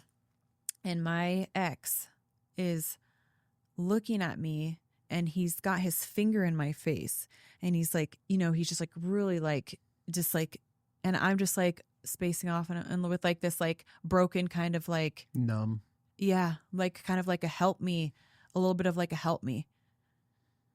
But everyone was so used to this dynamic in our relationship that I know that my friends didn't know it was as bad as it was, but they were used to Brian being himself. If it's that bad in public, it's 10 times worse behind closed doors. Mm. And that moment is a stark reminder of when I saw that photo. I was like, that was the dynamic. That was the relationship. That was the complete disregard for me as a person, how I was feeling, how broken I was. It was just that he needed to get control of me again. I needed to listen to him. I needed to be with him. No regard for anything else, but you know, what he wanted out of me and out of that moment. And, so, I mean, I did put my foot down with like the retirement and announcing it. 'Cause he was like, no, like, don't retire. Like, please, no. And I was like, no, I am. And I did. And then, then after that, I didn't know what to do, honestly. Yeah. What's life like now that you just spent your last young adulthood to present time training to be a world athlete, to perform on the world stage of MMA athlete of all things? Then it's all gone. Well, I mean, how are you? Did you hit rock bottom yet, or are you still spiraling? I mean, did this start to help? I mean, was retiring the right decision for you? There were a few times between, like losing my title and fighting Raquel, and even that time of like right around losing, where in the dark, quiet moments, I would ask myself if my life was still worth living. And I thought about the ways that I could take myself out of this world, because I didn't know if I had any value outside of that. And I didn't know if I had any value. I felt useless. I felt like my worth and existence was pointless. And so I thought about it. I really contemplated, and I can say that I think that is the moment that God used a little pinhole of light to just send me a little message. And I think the answer for me, when I would ask myself that, you know, should I just end it? Like, no one could stop me. I'm like by myself. Like, I could just stop. I could just end it. And I would ask myself if I should, and what is my life worth living? And I guess I always came to the conclusion that in that moment that I would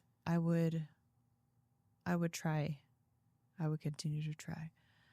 And that I did it really wasn't that I didn't want to live. I mean, ultimately in my heart, I knew that it wasn't that I wanted to live.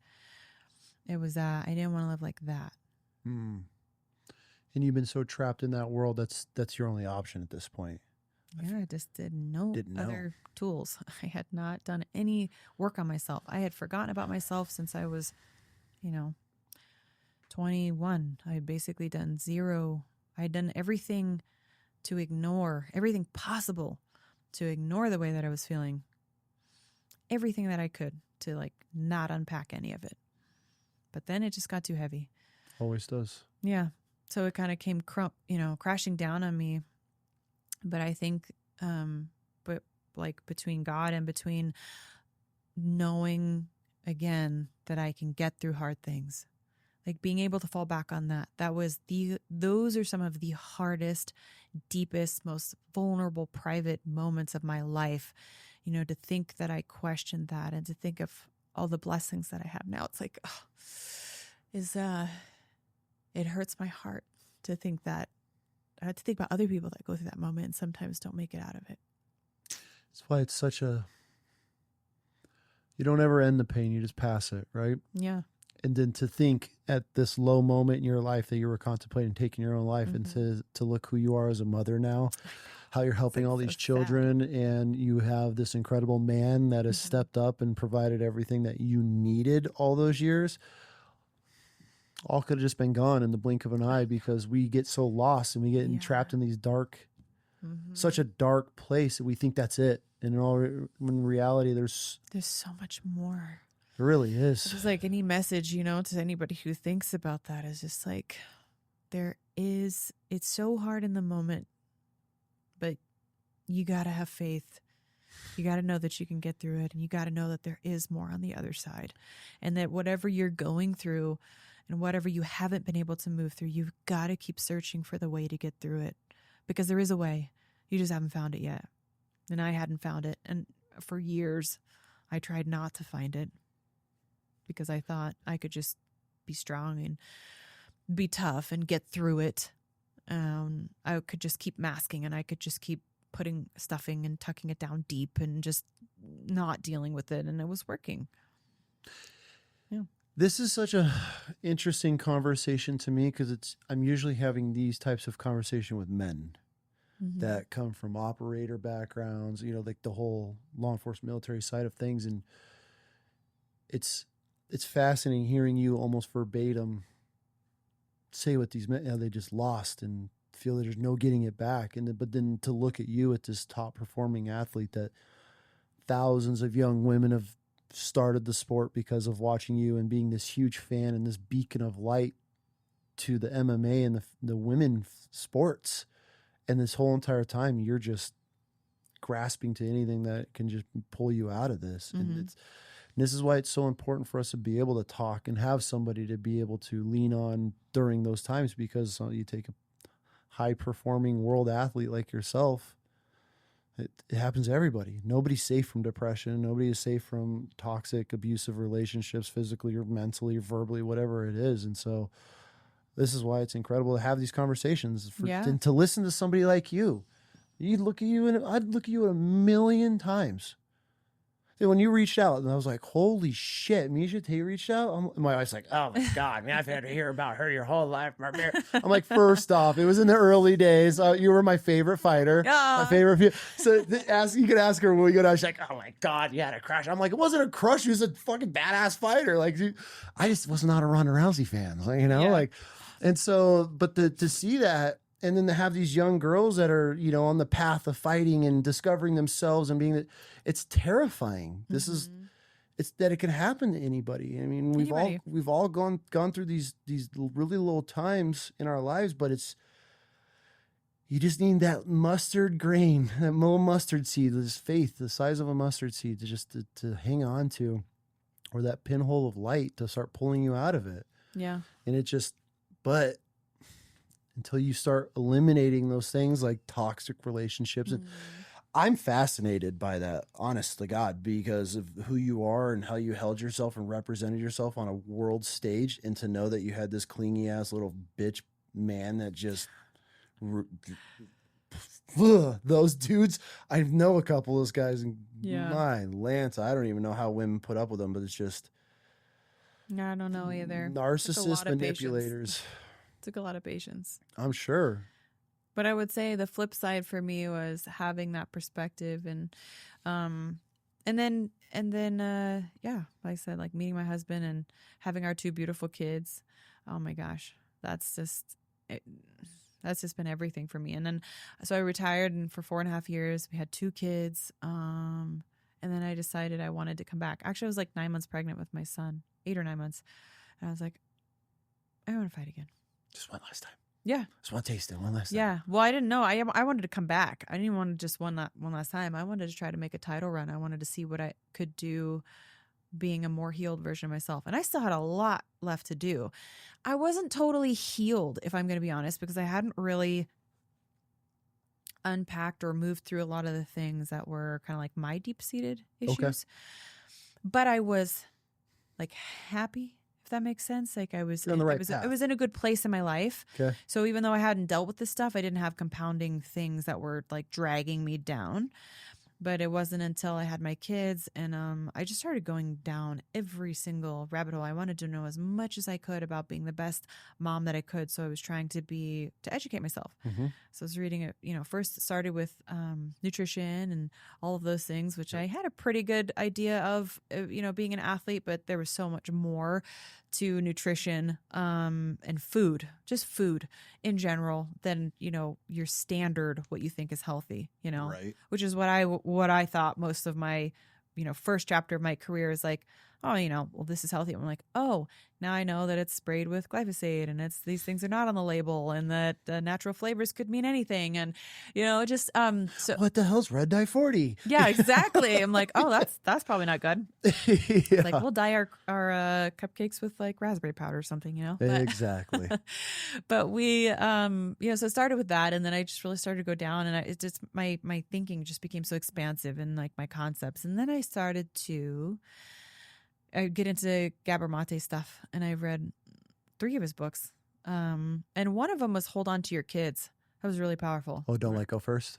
One of the, is that what it that was? means? Well, it's called Hold On to Your Kids, but Okay. it's about parental attachment. Oh, okay. And like how Something important different. Okay. how important that is for a like child's relationship. And I was like, wow, that was a really powerful book. And when I also read When the Body Says No, and like all these things where I understand that I do believe that, your sickness can come from, especially with autoimmune diseases, can come from not listening to your body. You basically create war inside your own body. 100%. And 80% of, I learned this from Dr. Gabor, but 80% of all autoimmune diseases exist in women. Interesting. Mm-hmm. Yes. And I think statistically that's because we oftentimes work against our biology. It's easier to do as women because when men do what men are driven to do, which is typically like a good, healthy, testosterone driven man is like, I'm going to work, I'm going to go and I'm going to provide. And maybe you work too much. Maybe you exhaust yourself. Maybe you don't address your feelings.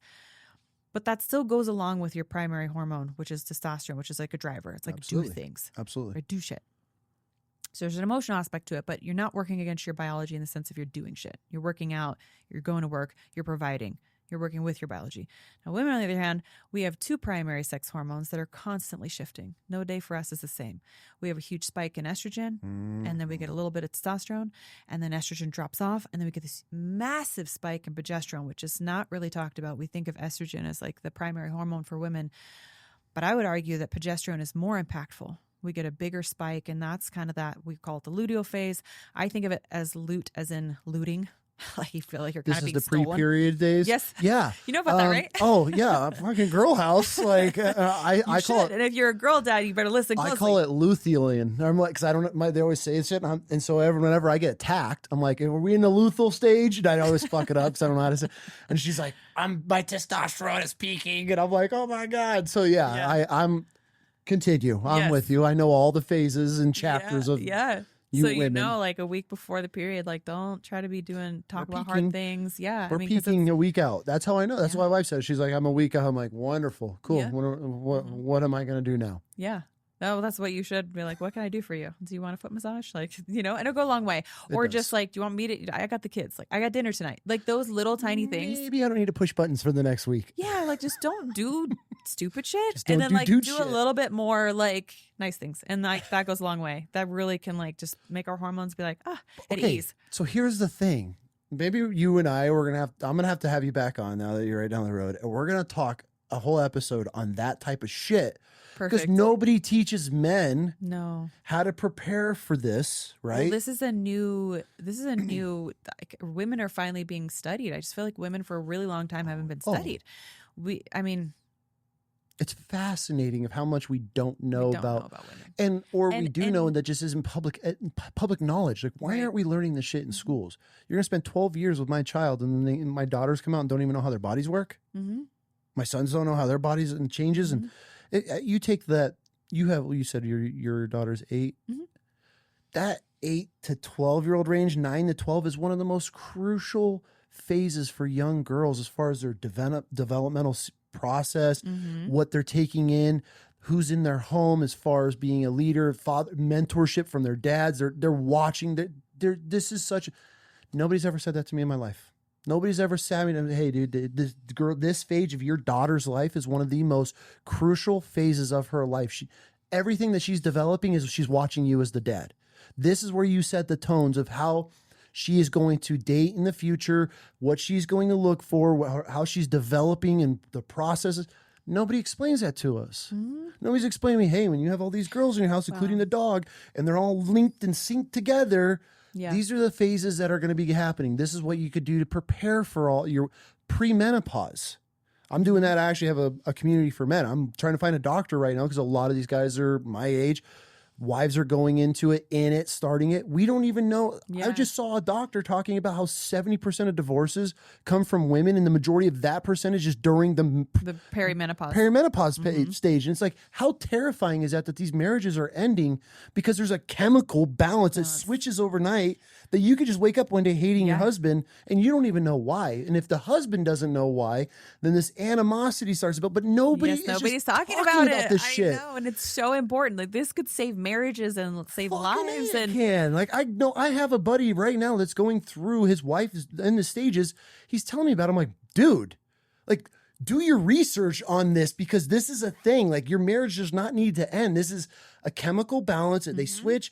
This, it's not her just hating you. She can't control this right now. But if you don't know this, you just think your wife hates you. Now you have this animosity. She's got animosity towards you. She doesn't even know she's going into this shit. Like, this is the stuff where we just don't know, and we don't talk about it. And then as far as men, I got to just be a man. Fuck that, bro. I'm not going through my whole entire marriage to get to this point where we're pre-menopause and now our marriage is going to fall apart over a chemical switch in you. Right.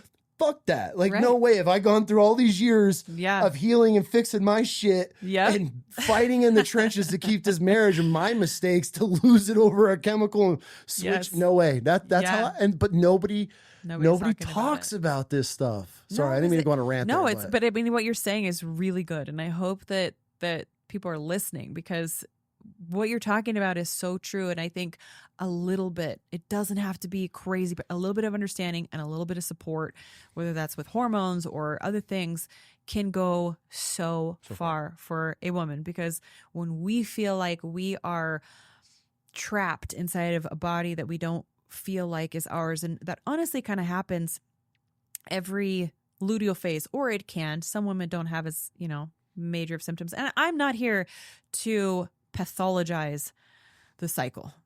But what I want women to understand, what I want men to understand, is that this is more common than we think. Absolutely. And we can move through this in a productive way, as opposed to not understanding it and making it way more complex, making it work against us and fighting with our significant other. And, if you kind of know, like, track your cycle and kind of know how you generally change through your cycle, you can be ahead of the game.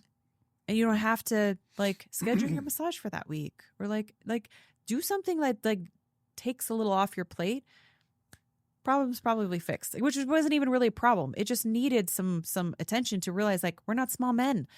We don't run on a 24-hour hormone cycle. That's where guys, don't do that. We have a hard time with that concept, because us as men, 24-hour peak, drop.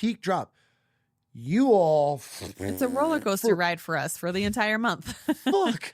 But the swing, though, in women, your whole entire body is flushing itself or building up to a flush. Then you're dumping this, and then you have to deal with the physical part of it, which, God help you out. Goes back to the original. I don't know why why men would ever want to be a woman. That y'all got that title. Like, you win, right? But the fact of, like, do you guys this process for a week, you almost die, the whole house is turned upside down, and then you wake up one day and you're perfectly fine again. You're like, holy shit. But the fact that that's so what true. Women have to live with. And then there's pregnancy and all that whole process too. We're not even getting into that birth side of things. I don't think being a woman is easy, but it is not. That's why when we downplay women and these women are like, I could do what men could do, it's like, no, you can't. You're already like here, don't. Yeah, you're already on such a pedestal of what your bodies are able to do, what your body's able to adjust to, the chemicals that are going on inside of you. You're the most adaptive creature on the planet, are women. And I'm like, why do we want to fight this and change things? And here's the beautiful part about men, because you guys can show up consistently every day. If you understand the tip of the iceberg of what you're saying, you can show up for her on the times that she needs you. And that's what's beautiful about having a good man in your life. Yep. Is that I'm not going to feel like I can do the same exact thing every day. Same workout for me doesn't work every day. No. And it might for you. There may be days that I need a little bit more rest and recovery, because every month my body's preparing for pregnancy. Whether I get pregnant or not, That's what the luteal phase is. Yeah. It's preparing for pregnancy. And so it is a huge ask. It's metabolically expensive. We burn an average of 172 calories more per day in the second half of our cycle. So our diets can't be the same. It's nothing. Your body wants blood sugar a little bit higher in that second phase. So women oftentimes suffer with a lot of guilt because they think, well, my husband can have this diet and it can stay the same. And then they think that they should be able to do the same. And I'm just like, okay, but I just want women to understand that there's a little bit more to it. And men, because if we don't understand, we can't help the men in our lives understand. And you guys have the beautiful ability. Men are so awesome. Like, men are so cool. The fact that you guys can show up consistently for us in the ways that we need every single day is but it's like, no, it's perfect because it is the balance that a woman needs when we're going through the roller coaster. Absolutely. Is to have something that's stable to hold on to, that can A little hold the family stability. together. A lot of stability. But like, if we don't understand what's going on in our bodies, we cannot possibly help the men in our lives who want to help us. Right. And so this is like that beautiful synergy that can really come together. And like, once we get it, it's really easy. Like, I'm able to just tell Johnny now, and he knows, he tracks my cycle, and it's cute because he like talks to his friends about it. And he's like, his buddies will call him up, man, I'm just going through it with my wife or my girlfriend. I don't understand why, last week, and it was like, everything was fine. It's like the same for, so basically the same for me. Like, I'm doing the same thing, but like, she's freaking out. Like, what am I doing wrong? And he's like, well, where is she at in her cycle? And they're like, what? Huh? I'm like, he's like, yeah, bro. Like, do you know where? Well, yeah. Oh, yeah. I think she things are better today. She started her period. I'm like, Fucking well, A. All right, you're good, okay, dude. You're good. Yeah, like, so, but it doesn't have to be diabolical like that. It doesn't have to be so crazy. But that's how it's always been. Because we don't understand the process. But if you just have a simple, basic understanding, you could change your whole And relationship. then you're helping women with this. That's what I want to do, because I did it wrong for most of my career. And as a professional athlete, this is really detrimental. To do it wrong like that it sucks. Yeah, There's big consequences when you do that. 100%. This in sports in general for women are wild, because of how your bodies are structured, and you could just be peaking one day and the next you're not. But to go back to even just tracking a cycle, right? My wife, I don't think she's ever missed one of anything in this house, but she could look on there. Now you can throw it in the AI and be like, predict my next when we plan our vacations off of it now, because we're like, we're going to be on your period in the middle of a cruise. right. This, no, how cool we've though, made that mistake. But the fact that we're at that stage now in technology that you can have an app for your boyfriend, husband, whatever. And I know this sounds probably crazy for dudes listening, but holy fuck, dude, when you get that lined out, it just makes life so much easier. You almost take this weird turmoil that's going to happen in your relationship whenever, maybe once a month, maybe it's a couple months, you can prevent it. And you now it's like, when I'm being attacked, and I'll just look at him, where are we? What phase are we in? You don't even take it as personal. It's so good. But then on top of it, when you got freaking teenagers catching up, a preteen that's pre-hormonal. Now they're throwing everything off. Now everyone's late or they're early. It's just this endless and then craziness. You learn to kind of just like relax a little bit, right? Yeah, because you got to surrender to the process a little bit, right? Yeah. Have you seen the whole thing? My wife started doing it and eating right before she starts. There's a certain phase where she'll make sure she eats all the iron, and it helps. Oh, good. She suffers bad. I don't know if we'll have to show them, see if mom cares. Probably not, but she's have horrible cramps and just the flow, everything. But she changed a lot up, and actually fasting. She did a couple of fasts, and then, which was weird as a woman, she's trying to compare with me, and then she's weighing, and dude, she would jump pounds in a day, lose rat. And I'm like, honey, you don't compare to me. No. She's on it. I mean, she's good. She's when it comes to all this, she don't miss a beat. But then I have to remind her every now and then. She just gets caught up in it. But I think women should weigh themselves if they want to weigh themselves. You do it once a week, and you compare week 1 of your cycle to the next month's week 1. And week 2 of your cycle to next week's like 2 and 3. You're not comparing previous week. You're comparing previous. You don't even compare the previous day because again, hormonally we have such massive shifts, and progesterone likes to hold on to water. You guys can put on 8 pounds in a night just by it doesn't matter, and it's irrelevant. It's irrelevant because it's not real. That is a psychological, mind battle that you don't need to have because it's not real weight. 100%. And that's what messes with, especially a lot of young girls, young athletes. Yeah. We really didn't get into it much, but I was going to ask like what it plays a mental toll on you trying to cut weight. You're either, not much for you, but like look at these girls that are in cheerleading matches and competitions and these dancers that, hey, honey, you watch these shows and moms are pinching and trying to tell kids they need to tighten up. It's like, what are you setting Terrible for your messaging. child at this stage that they're worried about weight and their image and things like that? Like, how is that creating a healthy atmosphere for this child, young girl at this age, and going to grow up into something and not have a eating disorder or Well, that's some why sort there of is so insecurities? much of that, because we needed to have more of these conversations, because there's a lot that can be done. This doesn't have to be so complicated or so intimidating or so scary. It's like we can do this. There's a lot of information that's coming out For sure. there, and you For can learn, and you can simplify your life and show up for your wife or your daughter. And I don't think it has to be so crazy. It doesn't have to be so chaotic. It doesn't anymore.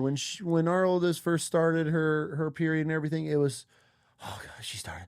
But I'm like, who cares? I'm a girl dad. We just got to accept this. So that's why I was like, listen, I don't give a shit. I'm going to let's talk. And so it was almost me bringing like, we're not hiding this. You're going to have this for the majority of your life now. So we're in it. Yes. I got a little one that's behind. So it just, as especially a girl dad, I got so many girl dads that listen and follow, but it's just one of those things as a dad, you always see it's that time, man. They're going to start soon. You almost fear it for some reason. There's this fear implanted in us as dads of girls starting a period and you're going to be stuck with them. As soon as you just accepted, I have a daughter or I have a wife. Yeah. This is part of their life. So if it's part of their life, they live under my roof part of your life. every single day. It has to be part of my life, or we have this weird disconnect when it comes to these certain things. And I don't know when she's on her. That's why now it's like, and it's so helpful because instead of, I don't have bad kids. Like they're not just, there's no back talk. I don't have to deal with like the negative side of, I guess, most teenagers and dealing with it. But there's times where she has a little attitude, and I'll look at the wife, I'm like, we started. She's like, yeah, it's coming. I'm like, okay, cool.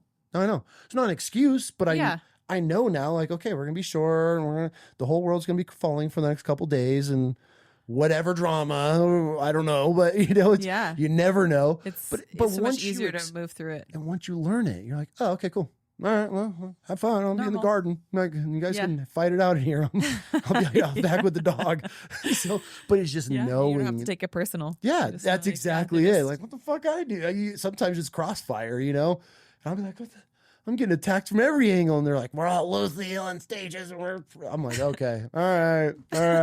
I'll be out back. I'm going to go sit with my bees. You get it, though. I mean, 100%. You're learning. Yeah. 100%. Yeah, but it's every day. But it's great that you're into that because there's so much information in the world that we just choose to not dig or acknowledge that it's even there. And that goes back to homeschooling your children and being able to have those real world conversations about their bodies, how they're going to change, what to look forward to, because it's so taboo in school, or they play some video for one day in sex ed class and there's your period. It's like that's how we're preparing children. But hey, you know what? They know the Pythagorean theorem, but this girl coming out of high school can't even tell you one thing about her body. Oh yeah.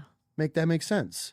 No, it doesn't. And this is how we end up in these. You can't make it make sense. These relationships where boys don't know. We're not teaching young men. Yes, there's so many things that we need to be teaching young men to be a man.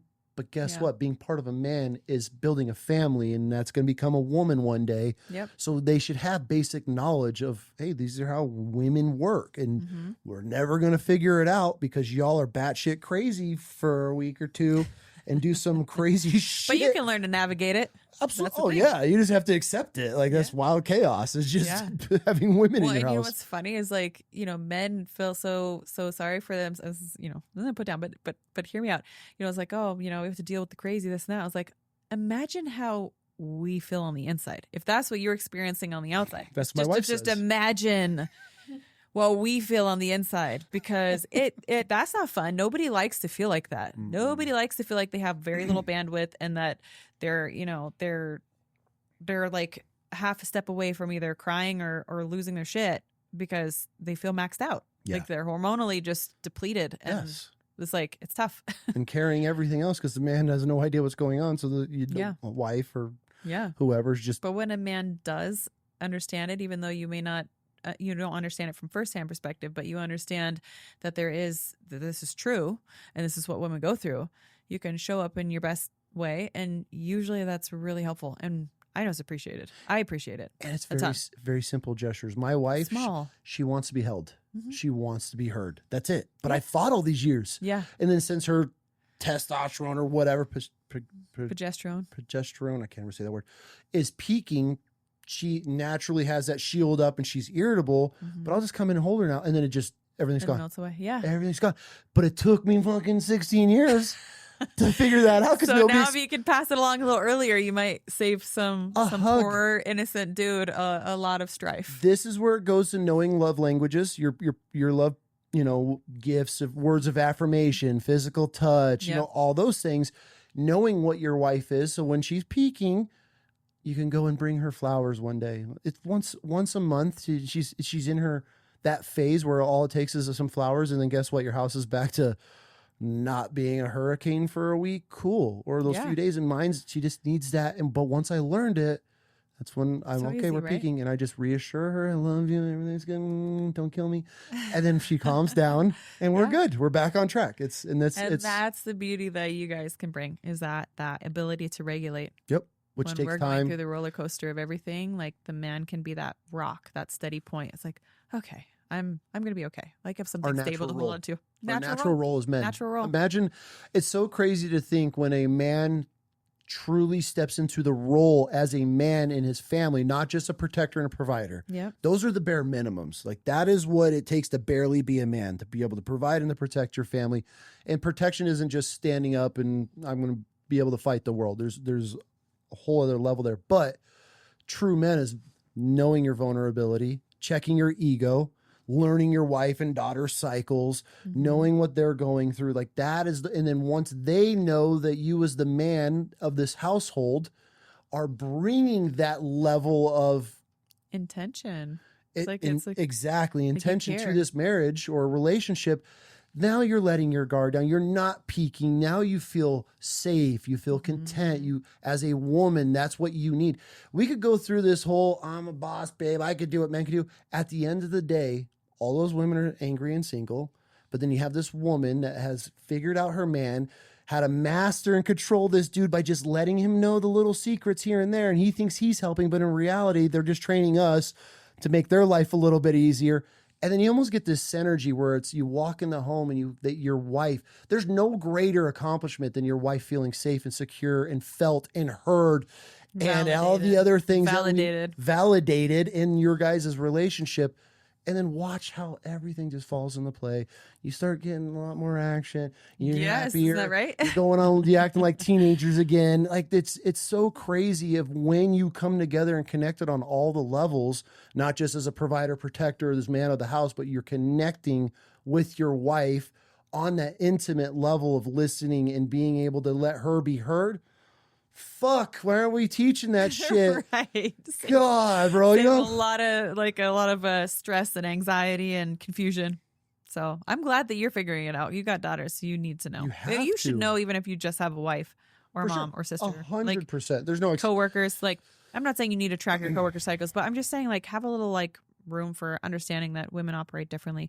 And so when women operate according to more, they try to show up like how a man does every day. That's why I think we have so much more autoimmune diseases. Interesting. Because we fight our natural rhythm, which there is a rhythm, there is a cycle. 100%. There is literally something that's trackable, that's going to be fairly consistent every single month. Almost down to the day. And it will vary for women, but if you track and you start to understand your cycle, it's information. That's data, right? So, but when women pretend like that is irrelevant and we want to show up the same way that men show up every single day, we create a war inside of our body where our mind is saying, we're going to do this. And our body's like, no, but we need this. And then there's a battle. Mm-hmm. And that is when the body doesn't distinguish itself from self. Can't regulate. Two different things are being required of it that are opposites. And so that's how I see a lot of autoimmune diseases pathologizing, because we don't work with our biology. Like, we ignore it. We try to operate like men in a men's world. That's what men are for. Right? Like, we don't have to do that. Fascinating you saying that, coming from one of the most male dominated sports in the world. I learned the hard way. We can get into Yeah. Oh yeah. I mean, and I'm all for women like doing sports and being strong and like being go-getters. Like I'm all for that. But can we just understand that we operate differently, and can we give ourselves a little grace and space in the times that we need that? We don't have to show up the way that men show up every day, because that is just asking a tremendous, that's a lot. And huge weight to and try we to bear. we shouldn't have to, because this is not hormonally and biologically how we are set up to operate. I believe that women go through this these ups and downs every month. I think that it has a God-given purpose. I think that this ties us into being nurturing mothers, because our children go through this volatilely until their brains develop, in still not until they're like in their 20s are their brains totally done developing. Nope. But like a child doesn't have the frontal lobe developed. So a young child is going to go from 0, to 100 very quickly. And we know what that feels like because we experience it every month. So we can empathize with like what it feels like to have a short bandwidth, or what it feels like to be emotional, or what it feels like to have change going on, or things you don't understand. So I feel like there is an evolutionary purpose in that sense, that women are like, oh, I know, like that's my baby. I know what that feels like. Yep. And that's pretty cool, right? That That's we incredible. can nurture our children through it, because we can empathize through it, because we know, because we're constantly relating to what it feels like to sometimes feel like things are unstable or things are out of control. And then the man comes in and he's like the rock and the support that can give us the stability, but he may not be able to quite remember what it was like to be 2 years old and throwing a temper tantrum because you're overtired. But your wife is. She's going to know what that feels like, because she's just went through that in the luteal phase, where she wanted to throw a temper tantrum because she was tired. Like I think that there's like such a beautiful synergy to that, but I think there's also a purpose in it. So it's beautiful. And if we can understand it and work with it, it's honestly a great thing. It's what women pay to bring every single human into this world. And I think that for that, this should be talked about, and this should be understood, because Facts. there's a great, I'm going to say debt to be paid to women, but there should be some gratitude and understanding and grace. There's a huge for debt to be what paid to it women. takes to bring people into the world. Like that's There's cool. a So huge like debt. let's. I'm like one of the, I don't want to say a male chauvinist. Grew up in a very old school home. My mom was home every day, dinner on the table. My dad walked in the door, very old traditional, which that's how I was raised. So when I was in my dating, I'm like, okay, these are the roles. Like my woman's going to be home, dinner on the table. Clearly that's not how life worked out. But I've always been one of those, like, women are in their roles, men are in these roles. And then I have daughters, and now I'm like, my daughters could do everything that men can do to a certain point. But teaching those roles and knowing the roles and how our bodies, it's the most incredible thing when you can learn. But like you're talking how, the mom knowing these things and being able to help their children now. Same with dads. Like that's how we need to be raising our sons. Hey, this is what's going on in this age. You're developing. These are the things we need to be looking for. But I feel we now outsource our education to everybody except for the parents, which leads you teaching your kids nothing about themselves, about how their bodies are going to be changing and growing. And it's just a very sad thing of how we have eventually now just give our kids to the government and trust them in. It's so sad. In teaching them, it's terrifying. And so, Well, I'm trying to change that. I think you are too. I mean, it looks like it. Meeting your great family today. Thank Your you. daughters are brilliant. Your wife is really cool. Very funny. Thank you. You got to get her on your show. You want some views and laughs. Holy shit. Turn her loose. I might have to just go and supervise, because she'll get down some rabbit holes. Yeah, I love it. I'm here for it. I walked in and I saw with the jumping spider little cage, and I was like, cool. And I saw sourdough. I was like, I'm in.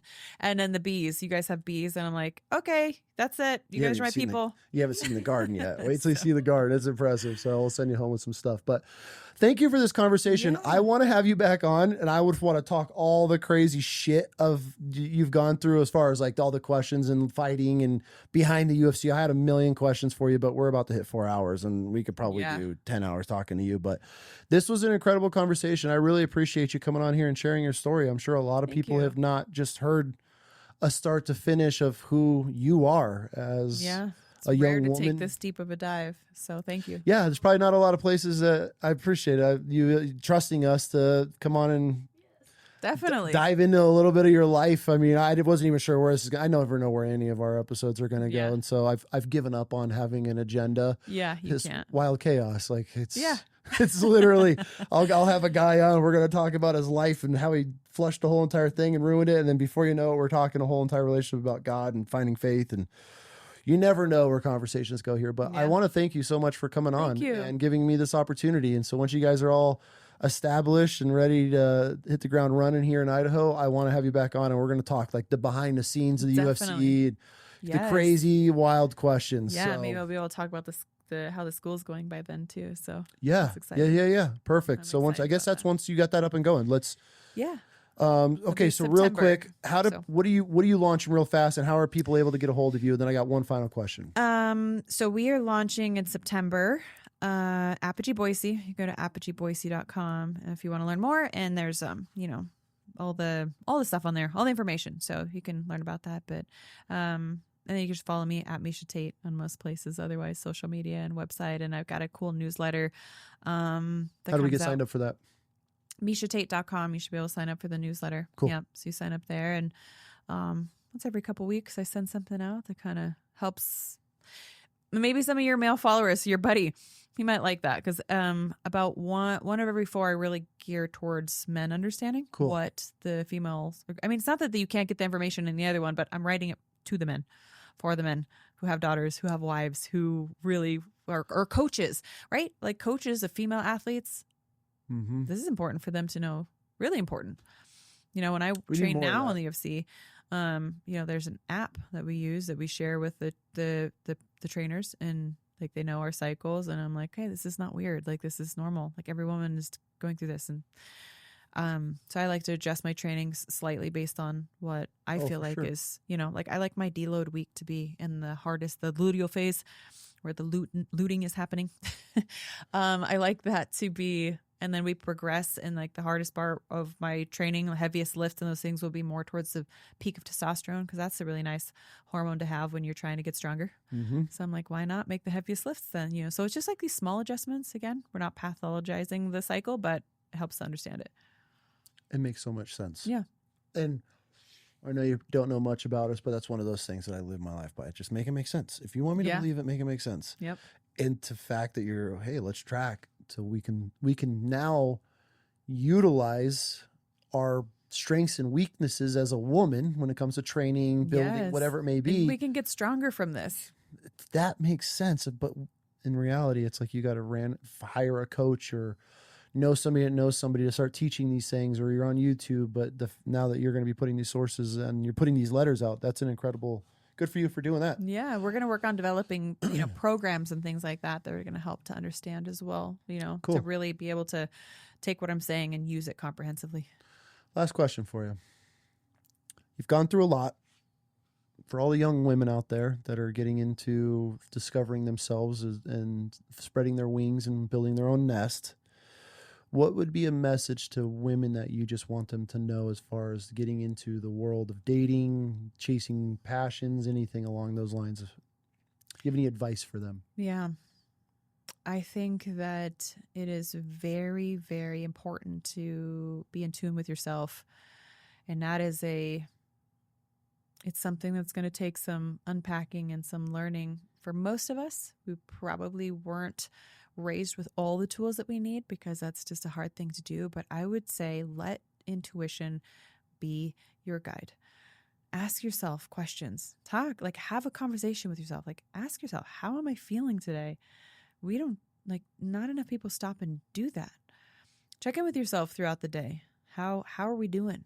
Where are we at? And then if you can notice trends in your cycle, you could better prepare for anything, the curveballs that don't need to be curveballs, because you might be able to see them coming straight on if you just have a little bit more awareness. So I love, the idea of having some cyclical concept, but what I don't like, where cycle based training and cyclical, is that sometimes the wellness industry is taking this and like I said, has pathologized oh, the cycle, like it's so, in your luteal phase, just don't even touch a weight, like, because you're basically broken. Like, no, like, we are still capable. There's never a time that you don't need to work out. Like, but listen to your body. Stop fighting your body. 80% of autoimmune diseases are in women. Why? Let's just ask that question. It's probably because we're not listening to our bodies. And our hormones are more fragile. When we mess it up, it's not very easy to fix them. Very, very hard to get back. So lead with your intuition. Ask yourself how you're feeling. Check in with yourself. And if things are consistently not right, you may want to consider changing some of your environment or getting some help or working with a cognitive behavioral therapist. I like that a lot better than talk therapy, because I think that they give you real tools as opposed to just talking about everything that's wrong. And, I'm with you on that. Yeah. Don't even get me started on therapists. I think Oh, yeah. they're just as flawed as we are. They just go to school to learn how to talk to people. This is therapy. Yeah. I've This is had therapy. more men. I've cried on these chairs. Having conversations is This therapy. is therapy. But the fact that you lean on somebody, but I'm with you on that. Yeah. Like, learn, if you're going to talk to somebody and they're going to help them figure out chunks and parts of Yes. your life, your health. Give you tools that you didn't have before so that you can try things and figure out what works for you. Yep. So I say intuition based. Lead with your heart, lead with your intuition, listen to yourself, have those conversations, track your cycle, and see if you find some reoccurring things that happen at the same times in the month that make sense for you, so that you can kind of try to live your best life based off of Build how you patterns. feel in your life. And I think that the people around you in your life that care about you can learn to show up in the ways that help and support. The men in your life particularly sometimes just don't have a clue if you don't have a clue. How could they? So help them help you. Exactly. Thank you so much. Yeah. I appreciate this Thank conversation. you. This was great. This is kind of I a can't wait for the sourdough. This is like a surreal thing too, to like the fact that when this all came about, and we're like, dude, Miesha Tate. I'm like, holy shit. My wife's like, because she's like, oh yeah, I've heard so much, but this was a long time ago. But I go, it's not even the fact that I thought you were like the baddest chick on the planet, that phase of your life. But I'm like, the fact that we have the ability that you want to come and just share a story on this podcast that I do with my kid. That's where I'm like, Miesha Tate's fucking coming to our house. I'm like, this is dope. Like, cause I don't reach out to celebrities and these big name people. I just talk to the average person. Oh my gosh. But I love that. Like, I love your podcast. And I was Thank you. That's so cool, because there's the stories that haven't been told. It's really cool. That's it. That's all we want. The fact that it came across hers is just crazy, because that just means it's getting out there. Yeah. Yeah. I love that.